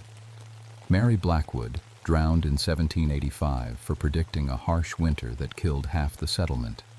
Elizabeth Turner, stoned to death in 1789 for curing a man's impotence with herbs. Each one a healer, each one murdered for knowledge that threatened someone's authority. We gave our lives trying to help people, Sarah said. We were killed for it. And then our knowledge was lost, and countless others died who could have been saved. Tell me that isn't murder. The worst part was, she was right. How many women had died in childbirth over the centuries because midwifery skills were suppressed? How many children had suffered from illnesses these women could have cured? But I thought about my grandmother's words. Men fear what they don't understand. Wasn't this the same thing, just reversed? These spirits were afraid of forgiveness, afraid of letting go, so they chose revenge instead. The storm overhead was getting worse. Lightning flashed between the clouds, but the thunder sounded wrong, more like screams than natural noise. I could feel electricity in the air, making my skin tingle. What happens to their descendants if I say yes? I asked. The people you're hunting, what exactly do you do to them? Sarah smiled, and for the first time it looked genuinely happy. We give them the same choice we're giving you. Accept responsibility for their ancestors' crimes and work to make amends, or experience the fear and helplessness we felt. And if they choose fear? The smile faded. Then they learn what it feels like to be hunted, to be powerless, to know that death is coming, and there's nothing they can do to stop it. You're talking about driving people insane.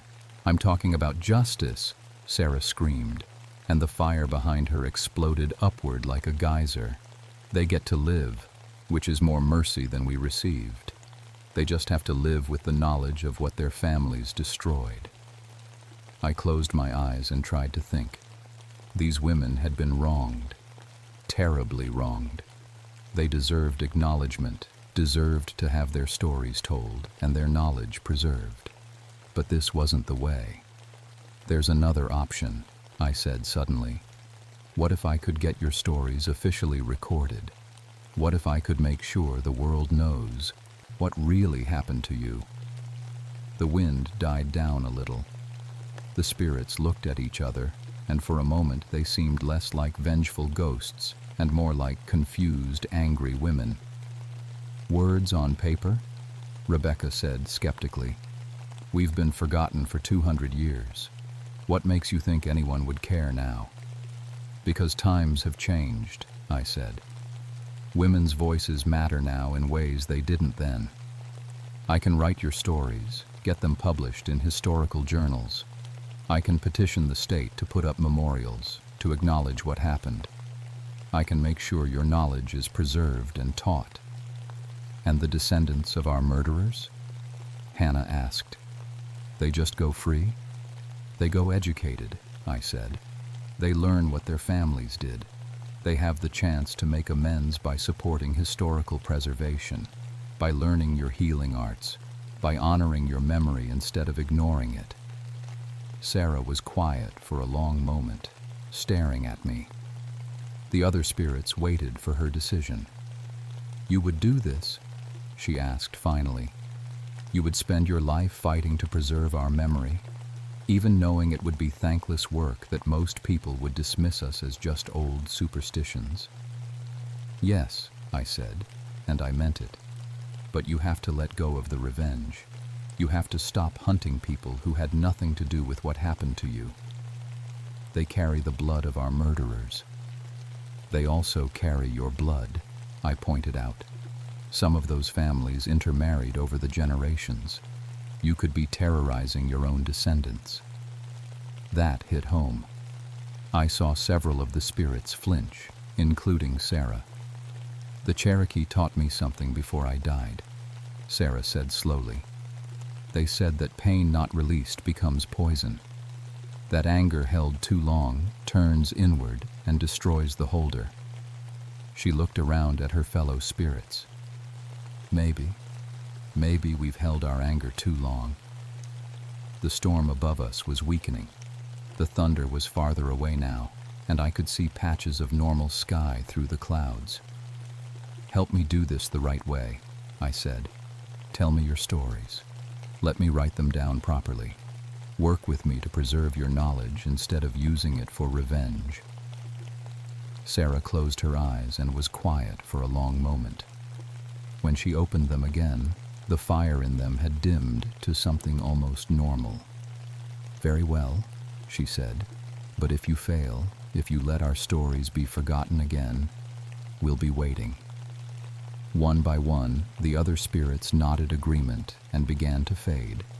As each one disappeared, she whispered her story to me, filling my mind with details I'd need to write their histories properly. Sarah was the last to go. She walked over to where I stood and held out her hand. When I took it, her skin felt real, warm, alive. Thank you, she said simply, for seeing us as women instead of monsters. Thank you, I replied, for trusting me with your stories. She smiled one last time, sadly but peacefully, and then she was gone. The fire went out, the clearing returned to normal, and I was alone with 9 women's stories burning in my memory like sacred flames. The hike back to my truck took 4 hours, though it should have taken 2. My compass worked normally now, and my GPS showed the right coordinates, but I kept stopping to write in my notebook. The spirit stories were so vivid in my memory, I was afraid I'd lose details if I didn't get them down immediately. Each woman's voice was still clear in my head. Sarah's defiant courage, Rebecca's quiet determination, Hannah's fierce protection of other women. They'd been healers, teachers, midwives, women who'd used their knowledge to help their communities and died for it. By the time I reached my truck, I had 12 pages of notes and a lifetime's worth of work ahead of me. It took me 2 years to get Sarah's story officially recognized. I wrote papers for historical journals, contacted genealogical societies, and lobbied the State Historical Commission. The breakthrough came when I found Sarah's grimoire, her book of healing recipes and Cherokee plant lore, hidden in a hollow tree near the execution site. The grimoire was authentic 18th century work, written in Sarah's own hand. It contained medical knowledge that was surprisingly advanced for its time, proving she'd been a skilled healer rather than a delusional woman practicing witchcraft. The state put up a memorial plaque in the clearing where she died. It reads, Sarah Whitethorn, 1748-1778, healer, herbalist, and victim of persecution. She died for practicing the healing arts that threatened those in power. May her knowledge live on, and her story never be forgotten. I kept my promise to the other spirits, too. 8 more memorials went up across the mountains, each telling the story of a woman murdered for her healing knowledge. I also started a program through the Park Service to preserve traditional Cherokee and Appalachian medicine, working with tribal elders and local historians to document what survived. The descendants of the original accusers had mixed reactions when I contacted them. Some were horrified to learn what their ancestors had done and volunteered to help with the memorial project. Others dismissed the whole thing as ancient history that had nothing to do with them. The hikers who'd experienced the missing time episodes never had another incident. Whatever Sarah and the others had been doing to them stopped completely after our encounter in the clearing. Most of them got involved with the historical preservation work once they understood what had really happened. As for me, well, I learned things in that clearing that I've never told anyone. Not just the spirit stories, but other knowledge too. Plant lore that wasn't in any book. Healing techniques the Cherokee shamans taught Sarah before her death. Skills that probably saved my daughter's lives when conventional medicine failed them. I never figured out how much of what I experienced was real and how much was some kind of supernatural vision. The photographs I took of Sarah came out blank, just shots of an empty clearing with a fire pit that disappeared by morning, but Sarah's grimoire was real enough. The state archaeologist authenticated it, and it's on display at the Cherokee Museum now. What I do know is that the mountains feel different now, peaceful. The unnatural silence is gone, replaced by normal forest sounds. Other rangers have commented on it too, though they don't know why. Sometimes when I'm alone in the deep woods, I catch the scent of burning sage on the wind. Not threatening like it was that day, but comforting, like someone saying thank you. I kept detailed records of everything, of course. It's all filed away in the Park Service archives, along with copies of the historical documentation we uncovered. Future researchers will have access to the real story, not just the sanitized version that painted the accusers as righteous defenders of Christianity. But late at night, when I'm reviewing those files, I sometimes wonder about the other stories we haven't uncovered yet. How many more women died for their knowledge across Appalachian history? How many spirits are still waiting for someone to acknowledge their pain and preserve their wisdom? The mountains are old, and they have long memories. Sarah Whitethorn's story was just one thread in a much larger tapestry of suppressed knowledge and feminine wisdom, destroyed by fear and ignorance. I've got 16 more years until retirement. That should be enough time to find a few more of those lost stories, to put up a few more memorial plaques, to make sure a few more wise women aren't forgotten by history. Because the dead don't stay quiet forever. Sometimes they just need someone living to listen to their stories and make sure the world remembers that they were here, that they mattered, that their knowledge was worth preserving. And sometimes, if you listen carefully to the wind in the mountains, you can still hear them whispering their secrets to anyone brave enough to write them down. The work continues. The stories wait to be told. And somewhere in the ancient forests of the Appalachians, the spirits of murdered wise women rest a little easier, knowing that someone finally heard their voices and chose to remember their names.